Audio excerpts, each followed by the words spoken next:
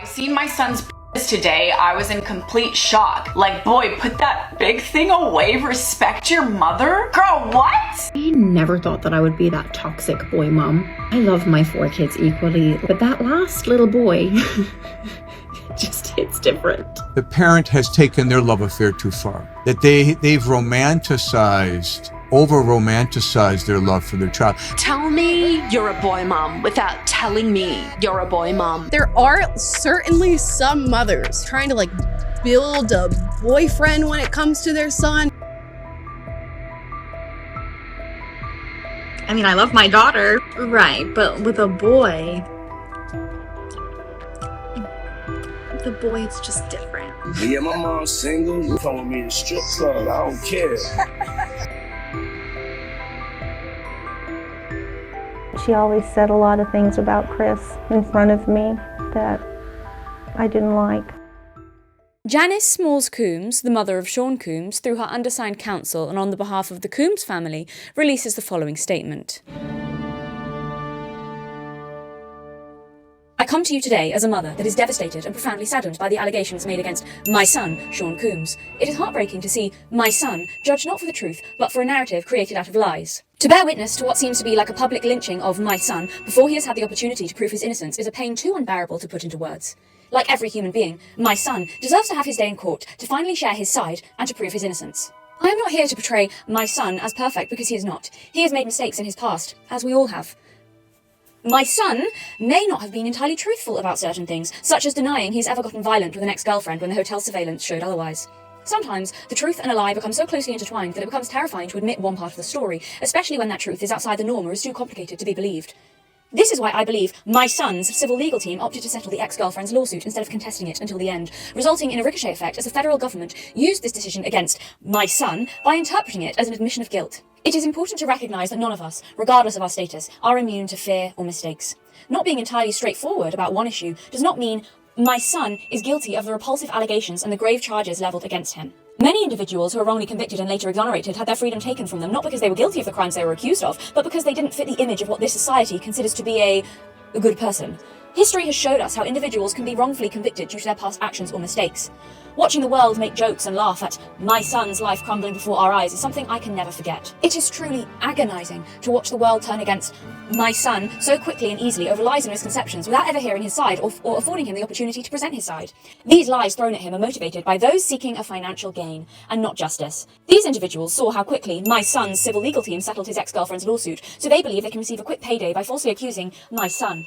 False allegations of sexual assault thwart true victims of sexual violence from getting the justice they deserve. To make matters worse, the federal government is now using these lies to prosecute my son.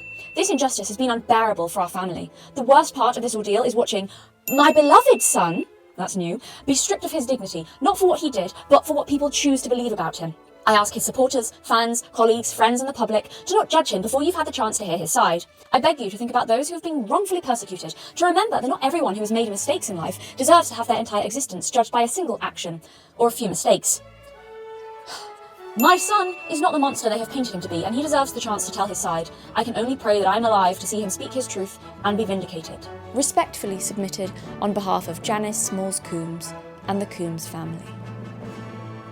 I'm not sure Janice Coombs has ever, in all her many years of life, been remotely in the vicinity of anything that could even vaguely be mistaken as respectful. She certainly failed to instill that quality in her son, along with things like human decency, humility, empathy, honesty, and integrity. He certainly wasn't honest when he categorically denied ever laying his hands on his ex-girlfriend Cassie Ventura, until, of course, footage from the hotel proved otherwise, proved quite drastically otherwise. An incident that Janice, his mother, of course, referred to in her statement as a mistake.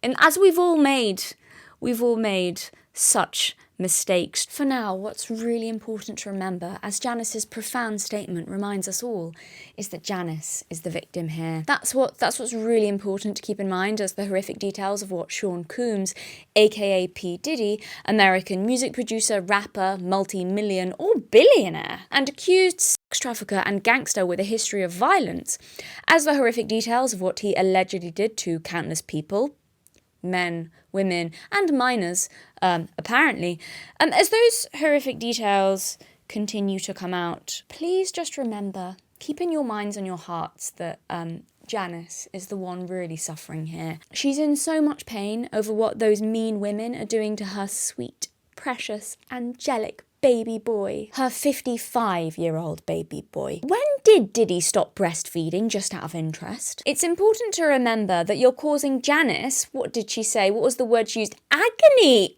Agonizing. You're causing her agony with your selfish lies, motivated by financial gain, against her, quote, beloved son. I'll translate her statement into what I believe she was trying to say.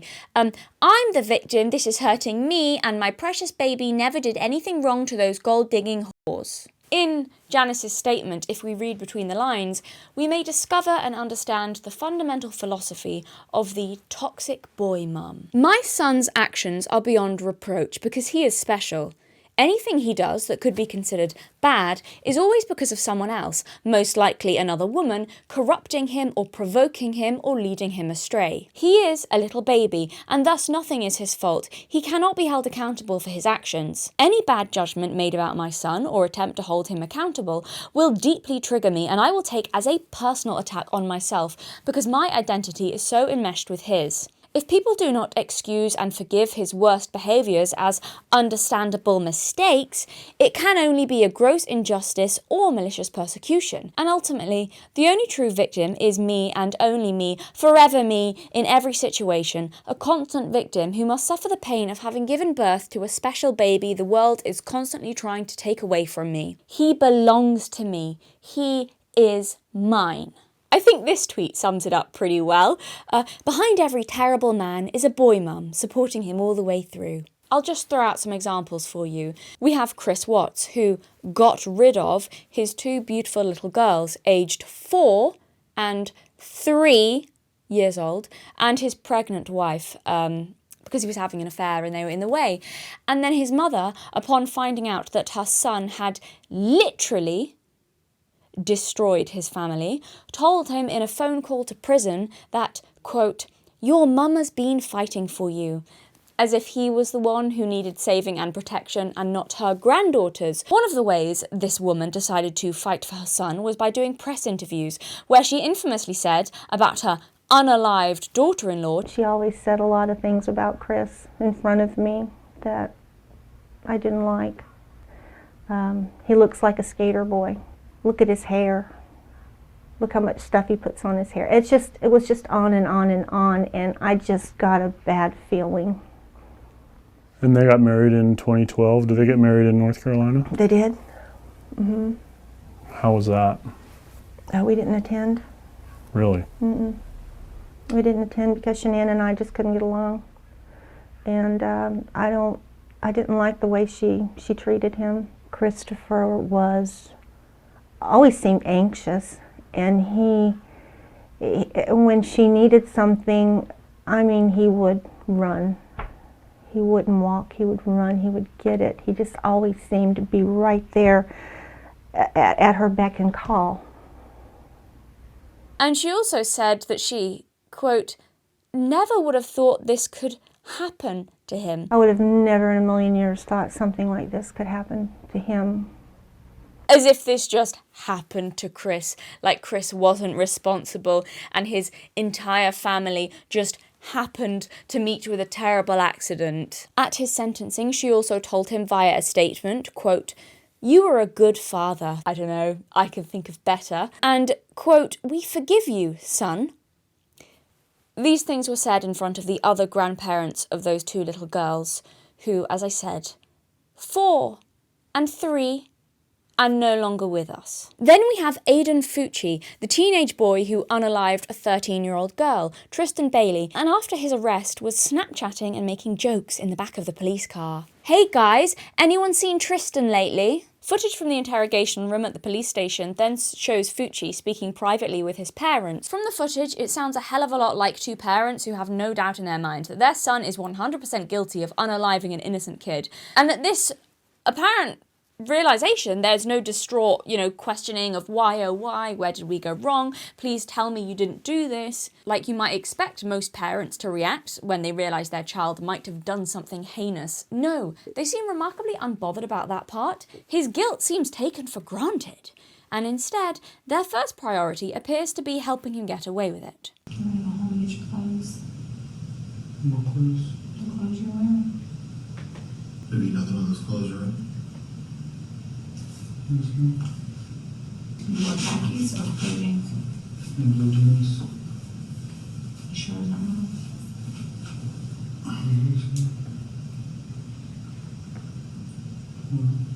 Aidan Fucci's mother later served time in prison for tampering with evidence when footage recovered by police from their home appeared to show her washing blood out of the jeans Aidan was wearing at the time, because God forbid her precious son has to deal with the consequences of his actions. Washing his clothes. You've made yourself complicit and demonstrated that you're partly responsible for what he did by willingly and literally putting that blood on your hands too as you wash away the evidence.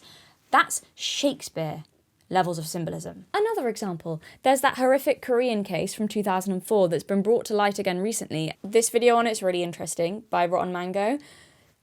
Just the whole justice system and everything, like it's actually horrific and shocking. Everything that happened in that situation. It is an interesting video, watch it, but it's really, maybe not if it's really heavy and disturbing. But that case, Korean case from 2004, been brought to light again recently as the alleged perpetrators, who were never really punished as teenage boys, are now having their identities exposed as adults as part of this whole vigilante justice thing.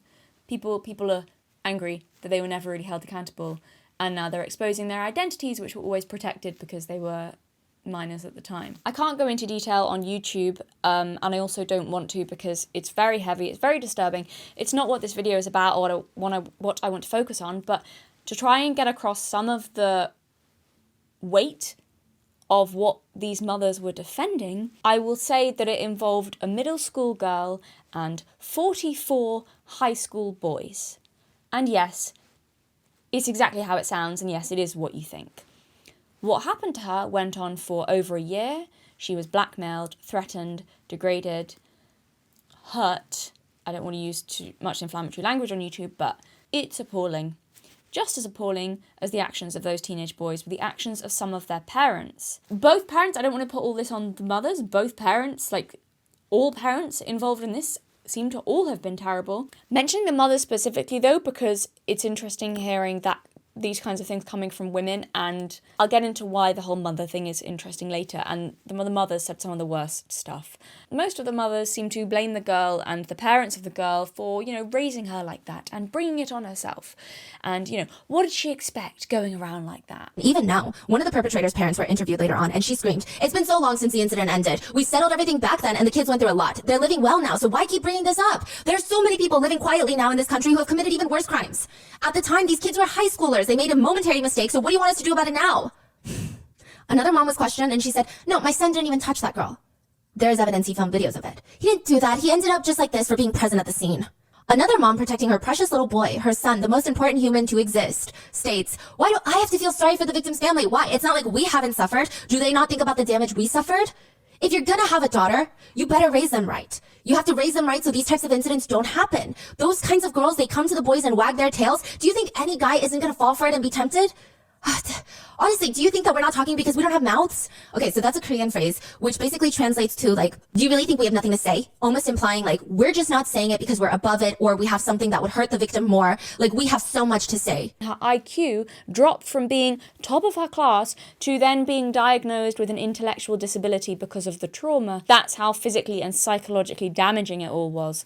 But sure, she made the boys do it. What teenage boy wouldn't get himself involved in a situation like that, really? One of the mothers apparently also tracked this girl down at her new school after she had changed her identity and moved to get away from all of it.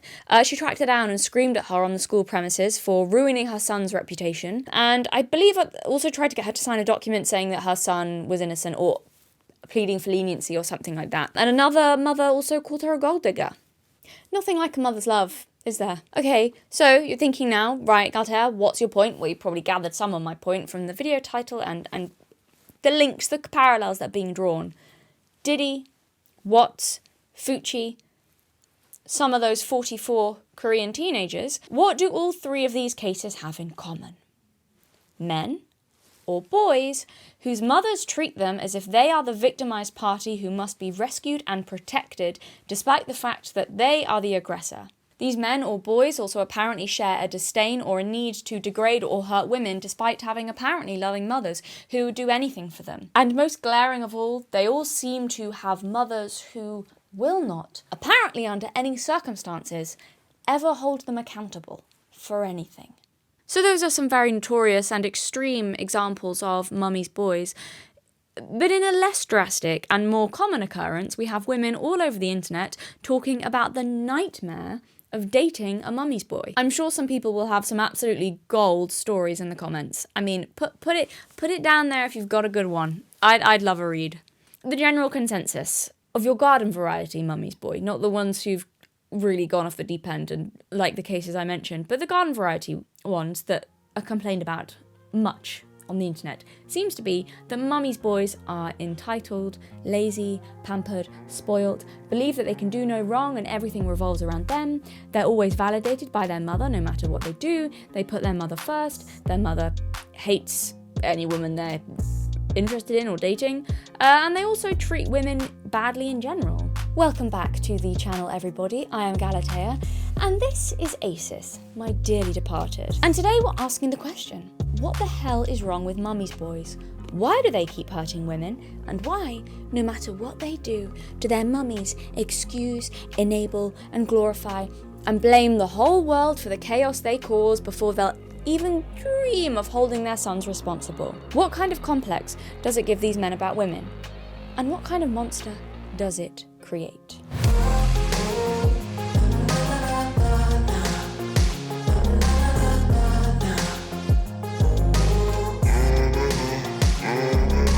Today I am dressed as the mother of an incredibly rich man, and I get to buy all sorts of expensive, lovely things with the money that my son makes, doing 100% definitely legal activities. Does it matter, is the question. Is it really important? Does one ask where the money comes from when one gets such luxury items?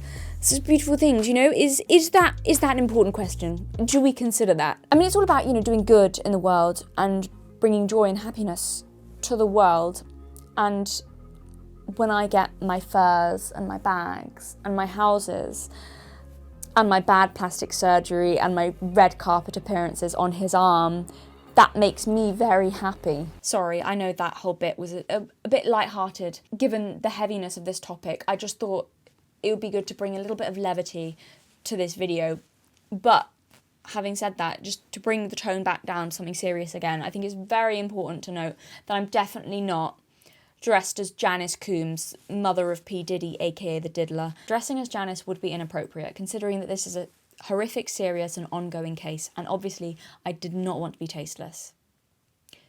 So when I saw what she looked like, I realised that dressing as her was off the table.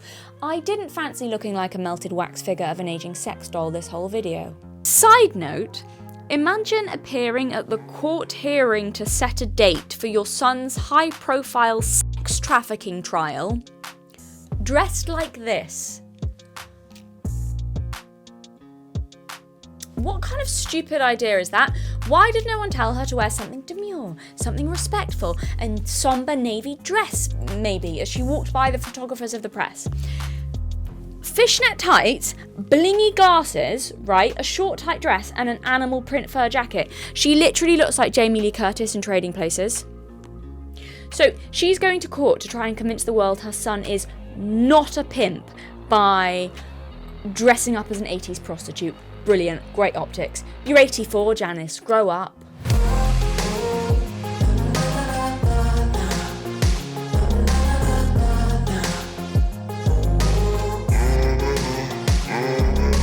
Something my own mother has always said, which is probably going to be controversial, is that women create misogynists. More specifically, mothers create misogynists. I can already hear the comments. Now, listen, does she mean that literally in all cases? No, of course not. Sometimes men create misogynists, and sometimes a parent can do everything right and their child still turns out wrong, and sometimes the parents can do everything wrong and their child still turns out right. However, do I think there is some truth to what she's saying, that women create misogynists? Absolutely, yes, I do. I agree. Again, disclaimer, not all the time, not completely, yes, men too. Do I think mothers have quite a big hand in it though? Yeah, I do. Yep, I think mummy issues are a real thing. There's a concerning pattern that I've definitely noticed, and I feel like the world at large has definitely noticed, because it is in fact an archetype that seems to be in lots of media and recognised somewhere in our collective consciousness. But there's a concerning pattern that men with overbearing or doting mothers end up hating women, treating women badly, being aggressive, pick your terminology. Not always, of course not. Not every man with a mother like this turns out to be a bad guy, and not every bad guy has a mother like this. But it happens enough to be a noticeable pattern. So much so that it's a recognised archetype in media, like I said. It's Cersei and Joffrey. Her son is a sadistic, spoiled monster to women, yet she will not hear a word against him and indulges his every whim. She made him like that. Your girl and that butcher's boy attacked my son. That's not true. He was hurting Micah. Joff told us what happened. You and that boy beat him with clubs while you set your wolf on him. That's not what happened. Who Cersei actually hates is Sansa, the innocent and beautiful young girl that Joffrey is romantically interested in. Sansa is to blame, in Cersei's eyes, for whatever Joffrey does to her, and must put up with it, because her son deserves everything. That's a common characteristic of this type of toxic boy mum. If the boy of the boy mum or man hurts a woman, it is the woman's fault for driving him to it, and she must have deserved it because her baby is perfect, and that whore must have tempted him and corrupted him and led him astray. Enter Chris Watts' mother. She always said a lot of things about Chris in front of me that I didn't like. And, you know, the comment that one of the mothers of one of those 44 high school boys said, but they'll be tempted. It's like the son is never responsible for his actions. He's never accountable for his actions. The woman made him do it. Therefore, the son is perfect. He was a good kid, and he got along with people. And he didn't start anything. Cersei also hated Marjorie, who was the romantic interest for both of her sons, and who she saw as having more power over her sons than she herself did, and as stealing them away from her. So we have this archetype again, in that show. Well, it was a book series as well, but World Without End, was that what it was called on TV? That archetype is Petronilla and Godwyn, the mother who was absolutely devoted to her incel abuser son and refuses to see him as anything other than perfect and special, or at least treat him that way, and again indulge his every whim, spoil him, hurt others for him, and teach him he is better than everybody and is entitled to whatever he wants. She also hates the women that her son is attracted to. We see it again. It's Norman Bates and his beloved mummy. His sexual desire towards women was warped into violence towards them. His mother was a clinging, demanding woman. And for years, the two of them lived as if there was no one else in the world. Then she met a man. And it seemed to Norman that she threw him over for this man. And that pushed him over the line, and he killed them both. And because he was so pathologically jealous of her, he assumed that she was as jealous of him. Therefore, if he felt a strong attraction to any other woman, the mother's side of him would go wild.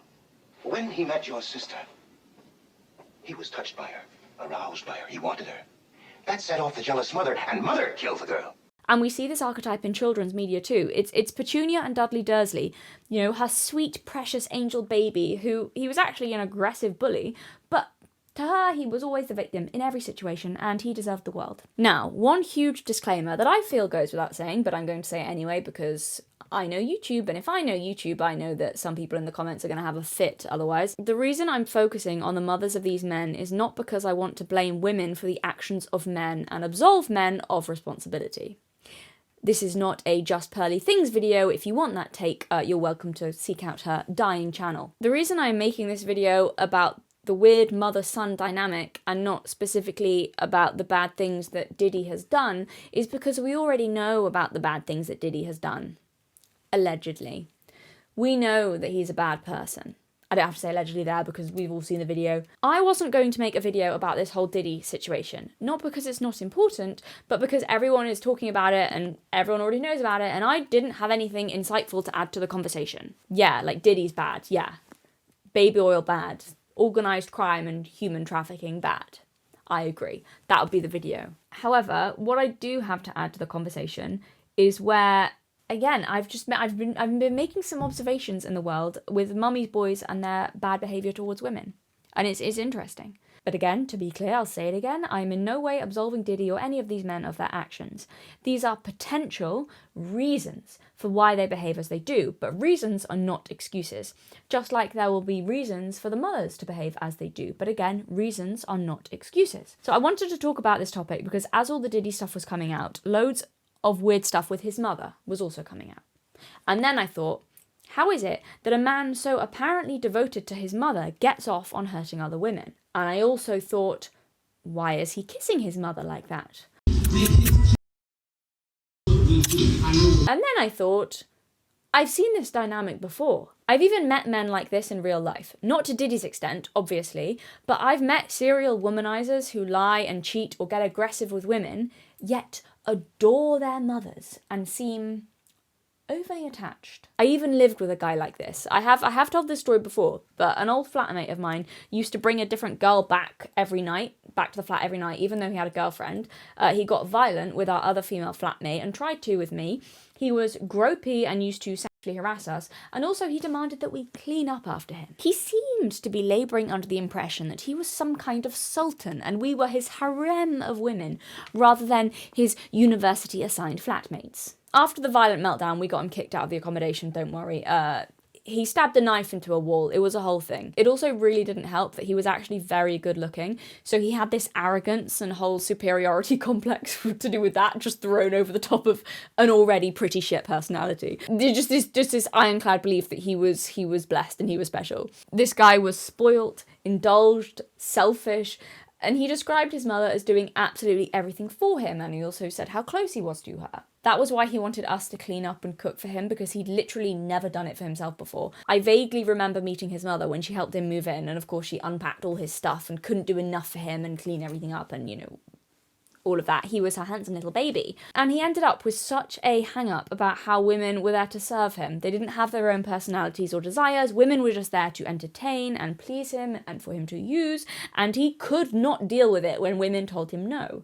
The reason he got violent was because my flatmate wouldn't clean up his stuff that had been there for days. And she said, can you wash up your stuff? And he got a knife, which is a reasonable response to a flatmate saying, hey mate, your washing up's been in the sink for days. Do you want to give it a go? And he was like, you're the woman. And she said, no, thank you. And he had a meltdown. He just thought he was the precious prince of the world. Joffrey, but without the crossbow. That was who I lived with. In essence, he had zero respect for his mother for never holding him accountable and for always babying him, even at the same time as he needed her total attention and endless affirmation and devotion.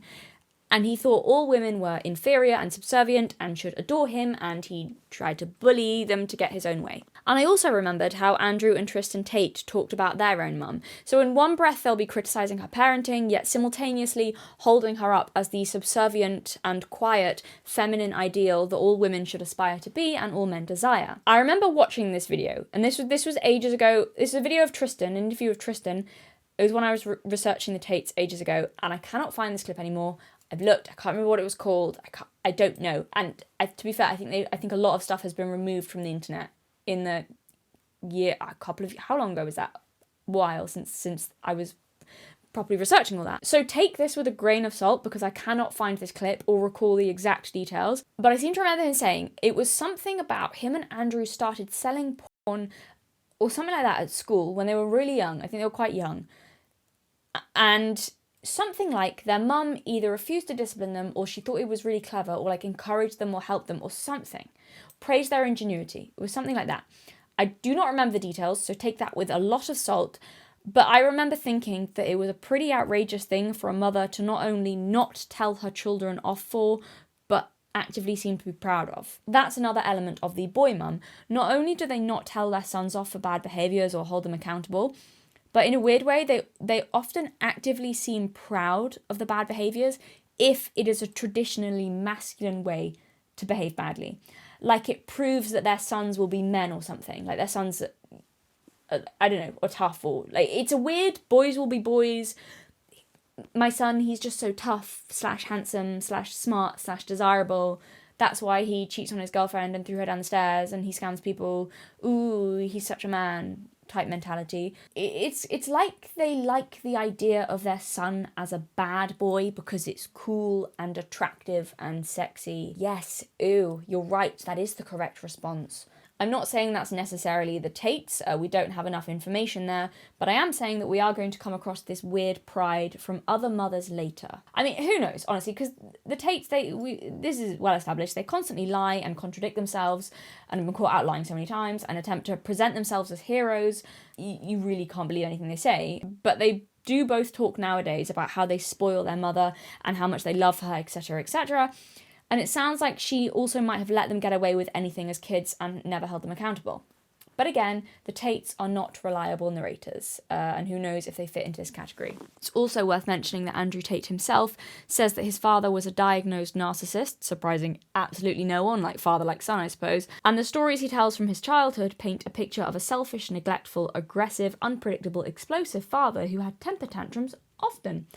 Who traumatized his kids and abandoned his family while he spent all his money on women and having fun while his kids struggled on welfare. And this impression is the impression given with Andrew actually trying to frame his father as a hero. So Daddy Dearest probably has a lot to do with his current mentality, not just his mum. I just thought it was worth mentioning that slight parallel with his mother, even though honestly the Tates hardly talk about her or seem to know anything about her or that interest in her as a person other than the fact that she's quiet and subservient and let them get away with anything, and that now they spoil her. That's about the extent of what they say. Quite sad how they glorify their dad and ignore her, considering that she's the one who raised them alone while Daddy abandoned them, but Tate's mummy and daddy issues are not what this video is about. I'm not sure there's enough hours in the day for all of that. The point being, I noticed a trend.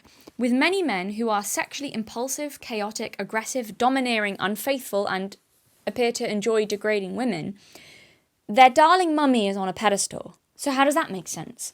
How could they be so angry and behave so terribly towards women when they love their mummy so much? And then the question must be asked, is it possible that they don't behave badly towards women in spite of a close relationship with their mother, but because of it? I think so. I think that's a possibility. I think, and not just me, but some experts as well, think that this could be responsible for men developing a Madonna whore complex in their worldview on women.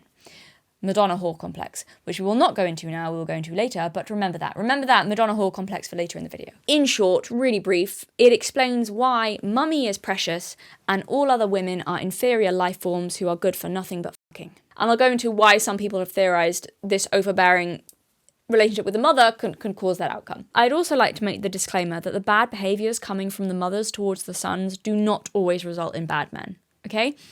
I would say that most men probably who have this mother-son dynamic are good men struggling as an adult with a toxic parent. What's important to remember is that the sons are products of dysfunction because of a toxic mother. Even the sons who turned out into bad men began as victims. That being said, women are not responsible for the actions of men, and adults cannot continue to use past childhood dysfunction as an excuse for bad or abusive behaviour. However, when parents do a really bad job with their kids, obviously it can often lead to those kids growing up to be adults with hugely dysfunctional patterns. And again, like you could use the same excuse for the mother. Like she will have been a product of dysfunction at one point, which again is not an excuse for her either. It's not an excuse for her to continue that dysfunction with her son. As I said, reasons are not excuses, but discussing the reasons can help to understand them, recognise them, and perhaps begin to untangle them.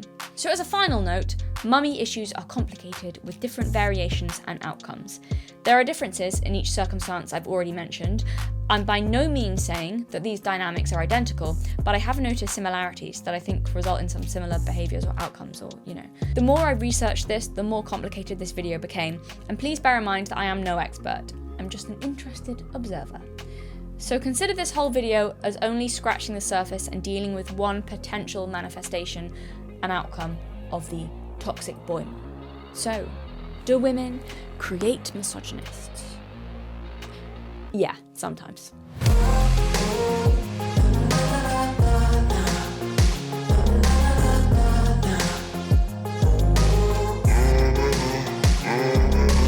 Before we talk about the end result of a toxic man and his dysfunction with women, we must go right back to the beginning and talk about his early years with the toxic boy mum. So boy mum has become an internet phrase that is used not to refer to any woman who has sons. Okay, not every mum of boys is a boy mum.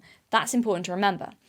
Rather, a boy mum refers specifically to a woman who not only has sons, but makes her whole personality the fact that she has sons, inserts herself into her son's personal life, doesn't give him space, suffocates him, crosses boundaries, displays jealousy towards her son's romantic partners, often infantilizes, indulges, and babies his every whim, is overbearing, and is possessive or reliant on her son to a worrying degree. That is what is meant by the internet phrase boy mum. And boy mum covers all a spectrum of sins. Like, it goes from very mild cases of boy mum to just being a bit cringy and, like, maybe not hugely harmful or bad, just, like, a little bit, oh, it's a bit embarrassing, but it's whatever. And a bit too, like, that's her identity. Just classic internet cringe. Kind of goes from that to, like, really extreme cases of, I worry for your child's well-being and mentality and mental health and safety and how he's going to grow up to be, and you're ruining him. So the boy mum often grows up to become the well-known monster mother-in-law, that legendary figure we've all heard so much about for so long, the mother-in-law for whom no woman would ever be good enough for her darling boy, the sort of woman who wears white to her son's wedding, hates the woman he married for stealing my baby, meddles in their lives, and engages in a tug-of-war over her grandchildren with their mother, the woman she resents. It is competition, like trying to insert herself in the place of her daughter-in-law. Like, she resents the daughter-in-law for taking on the role that she kind of feels like is hers, and there's a competitiveness there. There shouldn't be a competitiveness there because you guys don't have the same role. But it is, like, with the grandchildren even, like, treating the grandchildren like they're her children, not her daughter-in-law's children. And, like, she's their mother, not their grandmother. And it's all just a little bit enmeshed. Stories of the monster mother-in-law have been around forever. Only now, thanks to everyone oversharing everything on the internet, we get to see the mentality and behaviours of these boy mums who likely will end up as monster mother-in-laws. We get to see their mentality from when their sons are babies all the way up to adulthood. And trust me, they put it all online. I seen my son's today. I was in complete shock. Like, boy, put that big thing away, respect your mother? Girl, what? She thought that, typed it all out, read it, and still decided to post it. Talking about your kid's peen size is weird as hell. I saw this quote about what it feels like to be a mother to a son that said, "Your son growing up will feel like the slowest breakup you have ever known." No, it shouldn't. It shouldn't feel like that.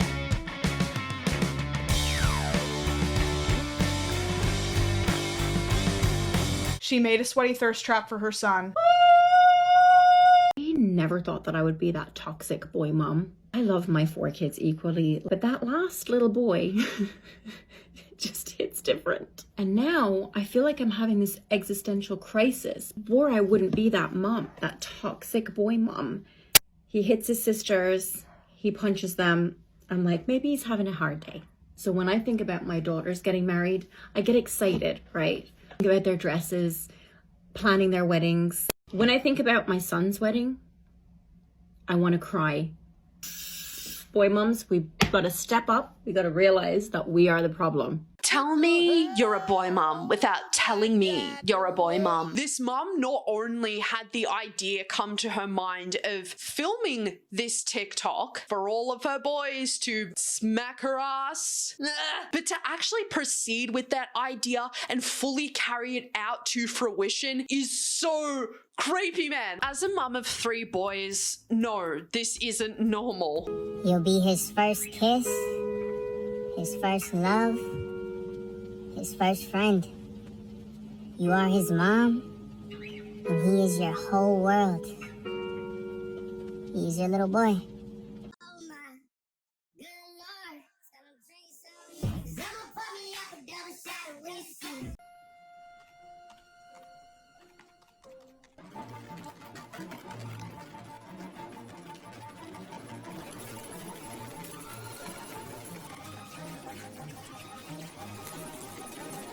son, let's go on a date. No way, Jose. Why? We've been dating since you were 1. Because people think you're my girlfriend now. Sucks for you, bro.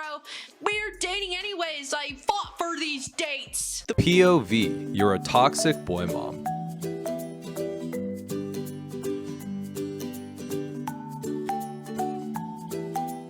So, obviously this is satire and staged. Anyone with a fully developed brain will be able to understand that this is a joke, and it's not intended to be serious. Can you guess who in this TikTok doesn't have a fully developed brain? My mom's feel me on this, but my son has my heart and my soul. I obviously am obsessed with Stevie Lee. She is just the greatest little girl in the world. But my whole life, I always wanted to be a boy mom. And I remember when I found out I was pregnant with him, and I was just ecstatic because I was such a tomboy growing up. Anyways, the whole point of me making this video is I had to share his preschool photo with you, because when I tell you, I opened up this email and I just hysterically cried. As you can see, common traits of the boy mum include favoritism over daughters. The impact this has on daughters in the family is a whole other kettle of fish that we don't even have time to mention in this video. Enabling bad behavior by excusing it and refusing to discipline the son. He hits his sisters, he punches them. I'm like, maybe he's having a hard day. Other boy mum traits involve victim blaming of anyone the son treats badly, always holding others and not him responsible for his bad actions. You know, he must have had a reason, he didn't mean it, it was a mistake, you must have provoked him, you're lying, you drove him to it, you're overreacting, you're not being understanding enough of him. And most notably of all, one of the boy mum traits includes blurring parent-child boundaries by confusing parental love with romantic love. And I wish I was joking, but I'm not. It's all over TikTok. Videos where mothers will lip-sync breakup songs to their toddlers or small male children about how heartbroken she will be in the future when he finally loves another woman more than her. The lyrics for this are from a breakup song. The lyrics go, "You've moved on, found someone new, one more girl who brings out the better in you. And now I'm picking her apart, like cutting her down will make you miss my wretched heart. But she's beautiful, she looks kind, she probably gives you butterflies. I hope you're happy, but not like how you were with me. I'm selfish, I know, I can't let you go. So find someone great, but don't find no one better." They're the lyrics of a breakup song that these mothers are singing to their little boys about hoping they will never be as happy as they are with them. It's a really messed up thing to sing to your kid. Stop taking it so seriously, it's just a joke. Is it a joke to your toddler who doesn't understand abstract thought and how not to take things literally yet? And you're putting him on the internet and sending him the message that he will be hurting or betraying his mother if he ever leaves her and falls in love. What a gross form of emotional manipulation.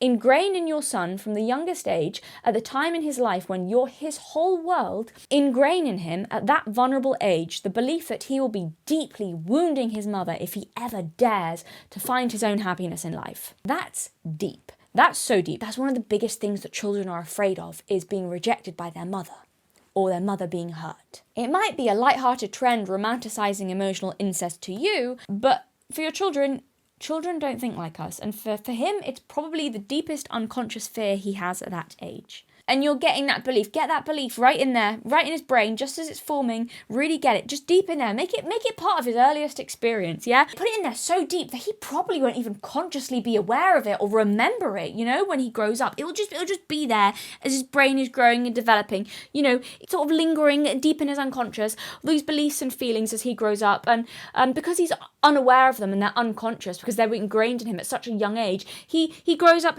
totally helpless to break any compulsive behaviors as an adult because he might not even be aware of where they come from. Congratulations, you've caused a lifetime of dysfunction and suppressed guilt based on a foundational childhood fear of rejection from the mother. If you think I'm overreacting about the effects of this and getting too angry at this kind of thing, everyone's like, oh, it's harmless, blah, blah.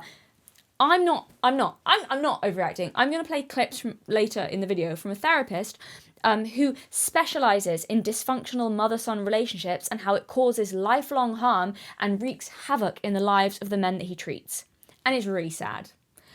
So making it seem like this type of dynamic and blurred boundaries is socially acceptable and totally normal and funny and cute and what motherly love looks like is sick, actually. And also the other thing is, like, is it a joke as well to your female children who feel less than, devalued, ignored, unloved, always secondary to their brother? I'll tell you this. This is how I'm going to describe it. As an adult, right, have you ever been hurt by a joke that someone's told to about you? Like, made a joke at you? But like, it's kind of consistent. Maybe you've got a friend who always like jokes, but like, it's like a jokey comment, but just the same thing over and over again. And it starts to get to you. Or maybe like several friends who kind of do that. So you start believing it. God, you're like a circus. The amount of attention you need. No, it's a joke. It's a joke. It's a joke. It's a joke. Don't be silly. Don't be silly. Don't go personally. It's a joke. Have you ever had someone people make a joke and it starts to get to you and you start to get annoyed and you start to feel insecure about something, or like, okay, like it started off, everyone's been hurt by a joke. If you say no, some stoic manly men are going to go, I've never been hurt by a joke. A joke is a joke. Lie. You've been hurt by a joke before. Everyone has, at one point or another. Knows what it's like to have their feelings hurt by a joke. So that's adults. That's adults. As adults, maybe coming from friends, we can start to take on the beliefs of a joke if we hear it enough. So imagine if you're a kid, to you it's a funny joke. You've got what, a 4-year-old. You've got a 4-year-old and you're always making those jokes at him about how heartbroken you'll be if he ever leaves you, if he falls in love with someone else, if he gets a crush on someone else, if he fancies a girl. You make a joke about how she won't be better than me. You make jokes like that all the time. If adults are affected by jokes, as we know they are, depending on who's telling them and if they're told often enough, or they start to believe it. Do you know what a 4-year-old's brain is like? And that's not just anyone. You're their parent. They believe everything you say and everything. Of course they're going to take that on as a belief. Are you kidding me? It's just a joke. It's harmless. Grow up. Grow up. Look at yourselves. Next time someone says something mean to you as a joke, you're not allowed to ever get upset ever again, because it's just a joke. They're, again, a 4-year-old. How much more seriously do you think they're going to take that? Even if they kind of laugh at the time, that's getting into their belief system. They're believing that. They're believing that as they grow up. The daughters involved in these kind of videos and situations, they're believing that. It's a joke maybe in the moment. They're like, Mummy's joking. But then they're like, is Mummy joking? Does Mummy love my brother more than me? Just to be clear and really quickly say, this is not like, I'm not anti-jokes. This is not like a thing of like, no one should ever tell offensive jokes. I'm not saying that at all. I think there's a place for rude jokes or like, all of that. And that they're like it's just a joke defense is a valid defense in a lot of cases. But I'm talking about kids here specifically, and making a parent to a child when in this scenario. No, I don't think that it's just a joke thing when you're saying something consistently to a child that's really toxic as a belief is a good defense. That's just my point. But I'm not anti-joke, just to be clear. But as I said, no one wins is the point. No one wins in this situation. The neglected daughters don't win in this situation, and the indulged sons who feel guilty if they ever leave mummy, they don't win in this situation. We'll get back to the guilt and emotional manipulation later, because constantly presenting yourself as emotionally wounded and the victim in every situation seems to be the toxic boy mum's main way to control/protect their sons. And we've already seen a bit of this already with dear Janice. But the kind of videos they'll make, they'll cling on to the legs of their children and pretend to throw tantrums on the internet when he comes home from school at 8 years old and says he fancies a girl in his class for the first time. The lyrics of this song, which loads of women seem to be singing to both their little boys and their teenage boys, go, please don't be in love with someone else. It just keeps repeating that. Please don't have somebody waiting for you or something like that. They're singing them to their little boys and teenagers. And throwing dramatics, and obviously, yes, it's for the camera, but clinging to their legs and throwing dramatics, and it's just really disturbing. Just this morning, I ran into an Instagram reel. It says, when Latinas pick their son up from school but see a girl talking to him. Who was that? What do you mean? That fucking girl that you were talking to, Tony. Who else? Oh, it's because she said she liked my shoes. Because she liked your shoes? She's never seen a pair of shoes before? And what did you tell her? I just told her thanks. OMG, yes, some girl gave my son a pink and purple bracelet and she said she was going to make him his own the next day. ... I had him take that tacky thing off and I said, let's see if she makes you one or not. 5 days have passed and still nada. Just like I thought, wishy-washy self. Get out of here with that mess. This grown-ass woman is talking that way about a little girl. Are you crazy? They make videos where they're already being competitive with their child's son's future partner, who herself is likely still a child, saying things like, she'll never know him like I do. I was still his first love and his first kiss. You'll never have that. You might marry him, but I was his first kiss. I kissed my parents as a little child. My parents used to give me kisses on my face when I was a little child. I can tell you something. I don't count that as my first kiss. I don't think anyone does. So no, you don't have that. Stop it. Behave yourselves. Jesus. Why are you trying to compete sexually with this woman? Or, they'll already be competitive with the daughter-in-law who doesn't exist yet, with her side of the family.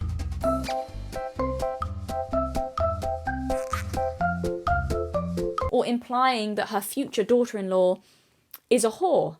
Making sure my son can cook so he's not impressed by your daughter's Stouffer's lasagna, followed by a bitchy look to the camera and a smile at her son. Teaching my son to cook so he's not impressed by your frozen pizza daughter. Next one. When I tell you there are so many of these. Teaching my son how to cook so he's not impressed by your crusty daughter's PB&J. Teaching my son how to cook so your daughter is not only preparing cereal and ramen noodles for him.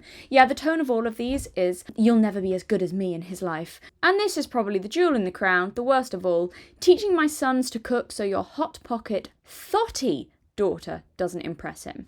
So we're insulting them and calling them slutty now. The hardest part about being a boy mum is knowing one day he will leave my arms and love someone else just as much as he has loved me. But that's the thing. Why are there so many videos of weird mums showcasing this strange behavior towards their sons as if everyone's gonna be in the comments like, "Yes, queen, I don't want my mini boyfriend finding someone else in the future." If that is where you are at mentally, already resenting a daughter-in-law who doesn't exist yet, then I can say with a lot of confidence that any future problems between you and her are probably almost entirely your fault.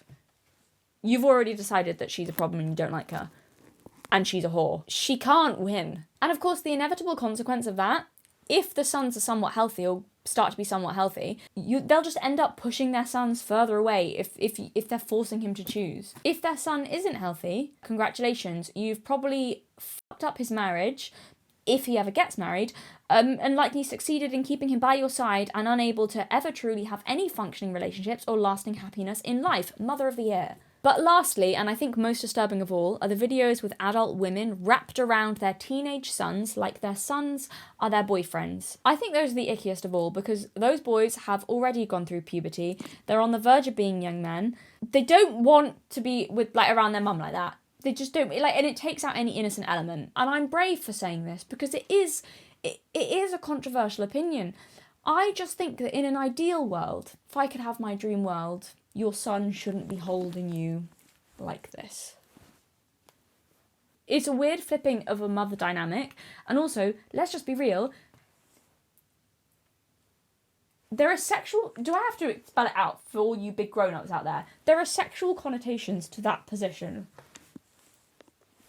The other thing is as well, the sons never seem like they're completely okay with it because, of course, why would they be? When they start to be adolescents, they don't want to be hugged and kissed all the time by their mum. Like, that's when they start wanting to feel like it's like, get off, mum. Like, they're adolescents, you know? But that's like crossing a whole other line. That's not just giving him a hug and like kissing his face and going, oh, you're so cute. Like, get off him. To that bench. One thing I won't fall over right now. You better take... You let me go out. Promise to God. She promised to God. Okay. Oh, praise the Lord. I'm fixing to look at my life. Come on, there. Hey, there. I ain't washed my face this morning. But this point, the sons never seem like they're completely okay with it. Some of them look embarrassed or are telling their mums to get off, or they just look like they're putting up with it. There are certainly some mothers trying to build a boyfriend when it comes to their son, the man that they wish that they had kind of energy, and that's what this video gives me. I can't. What are you doing? What are you doing? What are you doing? Get up, get up. This woman who did that at the American football match at high school, I believe, her son's team won, or I don't know whether they won or lost, it doesn't matter. At the end of the match, that's how his mother, hugged him, I think in celebration, like that. In front of, I'm guessing, a lot of the school, in front of his friends and teammates. Have you ever met a teenage boy? Do you know what they're going to be saying to him afterwards? What are you doing? Even if you don't think it, which it is weird, but even if you don't think it's weird, which it is weird, again, not in front of his friends, he's gonna get absolutely ripped to pieces. Personally though, and this is just my opinion, but I think it's a pretty good opinion, I think it's a possessive thing. Hugging your son like that, doing that, especially in public, especially in front of people. You're showing the world or any romantic partner, especially when you film it and post it online. It's like you're showing the world and any potential romantic partners, yeah, you can't have him, he's mine. Even if he holds you like that, he holds me like that. That's just my personal opinion, but I think, in my opinion, it's like a possessive territory marking. It's like territory marking jealousy thing, which you shouldn't be doing in a sexual way with your son as a mother. I don't think it's conscious. Maybe it is conscious. In some cases it might be conscious. But whether conscious, some of them are really conscious about what they're doing, by the way, and being competitive about this. But some of them are conscious. Where the videos where they're jealous of 6-year-old girls, their son fancies in kindergarten. they're conscious of that. That's not just weird, that's also pathetic. But it is disturbing. Like, it is disturbing that this is such a big thing on the internet and on TikTok. I mean, the amount of comments and videos where, and they're all in the comments as well, that, well, they'll talk about how the love you have for your son is, like, just different to the love you have for a daughter, but, like, different in a more special way. Like, it's more sacred and a special bond, the mother-son bond. A mother with a daughter could never understand. She could never understand. They say that if God gives you a son, it's because you deserve to know what true love is. He must have known what he was doing when he gave me two.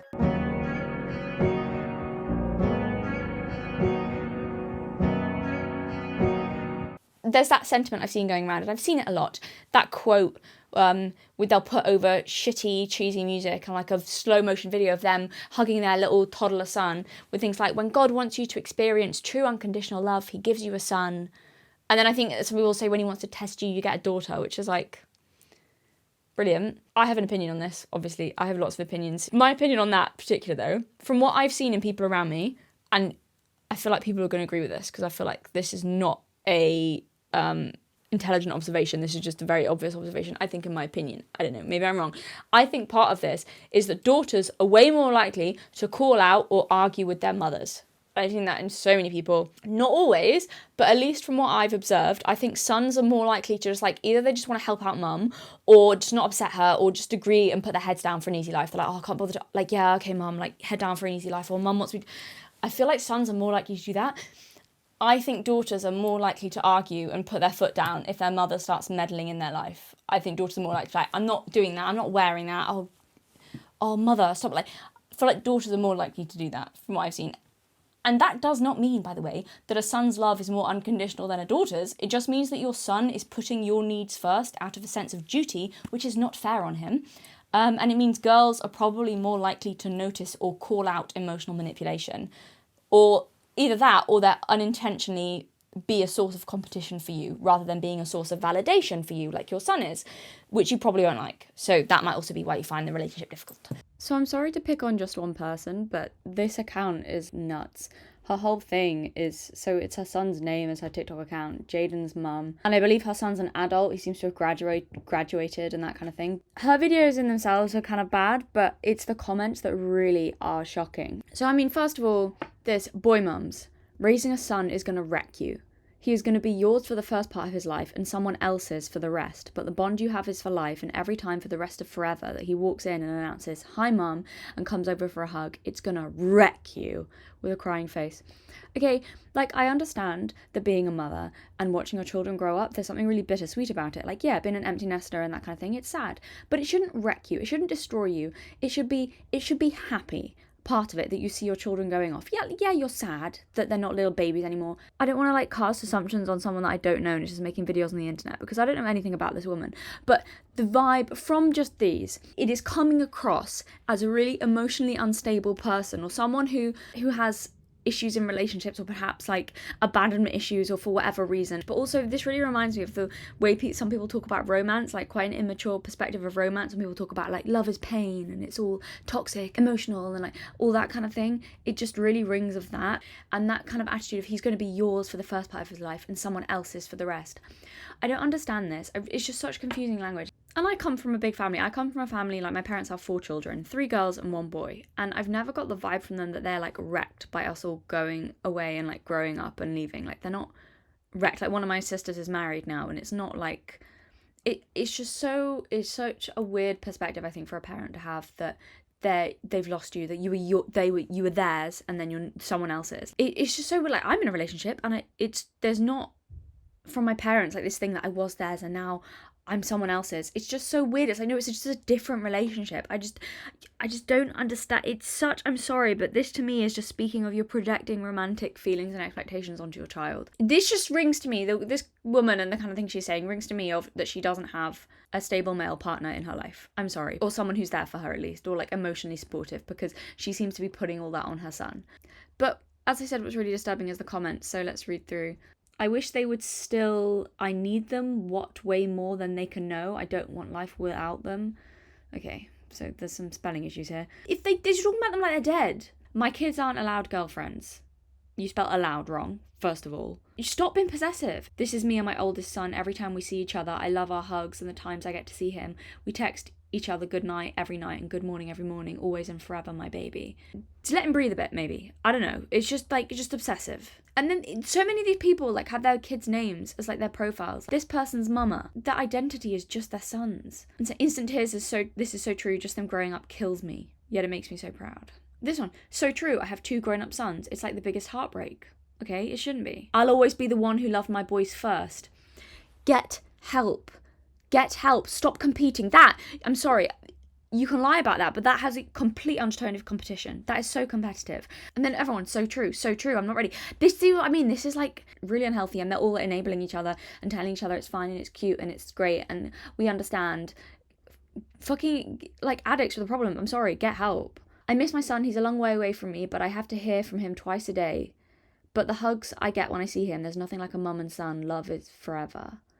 Well, there is something like a mum and son. How about mother and a daughter? Like a mother and a child. Like that's a pretty profound love too. Yep, it's happening and he refuses to let go, which makes me love him more. Well, maybe he should be letting go because he's an adult. Like, have you enabled an unhealthy relationship with him? It's just endless. Just look at this. It's just sad to like, yeah, it stresses me out seeing all this. He will always be yours. He'll always be your son. But stop with this possessive. He doesn't belong to you. Your children do not belong to you. And mothers and boy mothers, they need to fucking stop with this ownership shit. I'm sorry, it's so bloody unhealthy.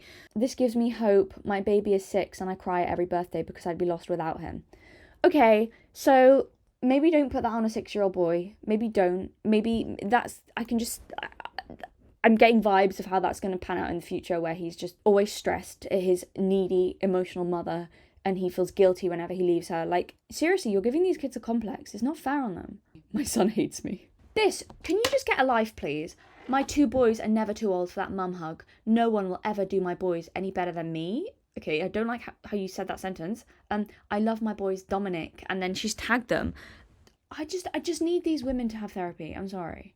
So the text over this is, so let me get this straight. I'm supposed to carry this baby for 9 months, feed it every 3 hours, take care of it constantly until it becomes an extension of me, and then one day I'm just supposed to let them go off into the big world by themselves and hope they text occasionally? So this is it? After all we've been through. Yeah, that's being a parent, yeah. I just think maybe she just needs a hobby outside of her child because her identity seems to be crumbling, as her whole identity as a mother to a son is not there anymore because he's an adult now. And then you've made an internet account using that as therapy maybe, rather than, I don't know, just figuring out why it's so traumatic for you. Like, I get it is hard to let a kid go, but the attitude, you see this attitude a lot of the ownership. Like, well, I raised him, I looked after him, I carried him, and then he just goes off and leaves me. How could he? He doesn't owe you shit. He doesn't owe you. I'm sorry, like, genuinely, he's not indebted to you. You got me again, but yes, it's so true. It's not far. I'm guessing she meant to say fair, and then the creator's gone right with crying faces. No, it is fair. It is fair. It's so fair. That's the contract of being a parent. Stop. It's this childish attitude of wow, it's not fair. How could he do this to me? It's just like, and also none of these women can fucking spell. And then we have the classic. This is everywhere, this quote. I saw this quote about what it feels like to be a mother to a son that said, your son growing up will feel like the slowest breakup you've ever known, and that aches every part of my heart. It only feels like that if you have issues with men. But I'm sorry, I fully believe this. Whoever said that quote doesn't have healthy romantic relationships with men, either doesn't have one in her life right now or not a stable one, and is projecting all of that onto her son and her kid and has been using him as an emotional crutch for years. And then when he grows up and leaves her and she realizes that, oh wait, I can't just build a boyfriend. He's not there in my life as a partner because he's going off having his own life and getting his own partner. And then this the classic fucking phrase, I'm sorry, it pisses me off so much. Only a boy mum would understand this. Blue heart, crying face. It's bollocks. It's not true. Like, there's plenty of mothers to boys and sons who are like, you guys get a grip. I just love your content. This is 100. I always tell my husband there is no man that can ever break your heart like your son can. You shouldn't be putting him on that level of men who break your heart. Like, it's just a weird comparison. Just stop it. I feel like I would be slowly dying seeing my future son, God willing, grow up. Praying to God he gives me a son one day. I feel like God shouldn't do that. You should be happy. The fact you feel like you're slowly dying, that's just like, so it's all about you. The song behind this, by the way, is You'll Always Be My Baby by Mariah Carey. So, and then the videos of her son with the text over saying, everyone talks about the bond between a dad and a daughter, But the chokehold a son has on his mum is like no other. I've never been loved unconditionally the way my son loves me. I pray he marries a good woman who truly deserves him someday. Well, yeah, that's a nice thought. I hope he does marry someone who deserves him. This whole thing of my son loves me unconditionally, is it... That's what I mean. It's women who I don't think have had that healthy relationship with men, and then they have a son and are like, now I will heal all my issues that I've had and relive everything that I never got through my boy. And maybe, like, don't do that to your kid. For real, I have 3 boys and 1 daughter. Some days it's like she wishes I'd die. But those boys, my boys, heart, heart. Wow, what a thing to say about your daughter. Why does your daughter wishes you die? Why do we think that is? Is it because you have issues with women and weird, like, unhealthy relationships with men? And your daughter's seeing that more than your sons are? Or she's not been enabled like they are? Or indulged like they are? Or she's calling you out on, you know, or she's competition or emotional manipulation? Or my first was my son. I have 2 girls and I love them dearly. But me and my son, it's just different. Heart, heart, heart, heart. That's disgusting. My mum is a boy mum and ignored her only daughter, and it ruined my life and theirs. And with 0 self-awareness, the creators commented, I'm so sorry. With a heart, like, after just agreeing with women who've commented, clearly favouring their sons over their daughters. Yeah, that's what happens. It creates family dysfunction and it fucks it up for everyone. The bond and love can't be explained. Please try. Please explain it. Please explain it, because I think it's got romantic undertones is why you can't explain it. Because it's fucking weird. This one's commented, I don't know, because I have 3 girls and my last is a boy, but I feel no preference. I love them all the same. Oh, we've found a healthy mother somehow on this page. Thank you. The creators responded saying, love is the same, ... bond is different with my boy versus my daughter. Yeah, it is very different because you have a whole TikTok account where you identify yourself as Jaden's mum.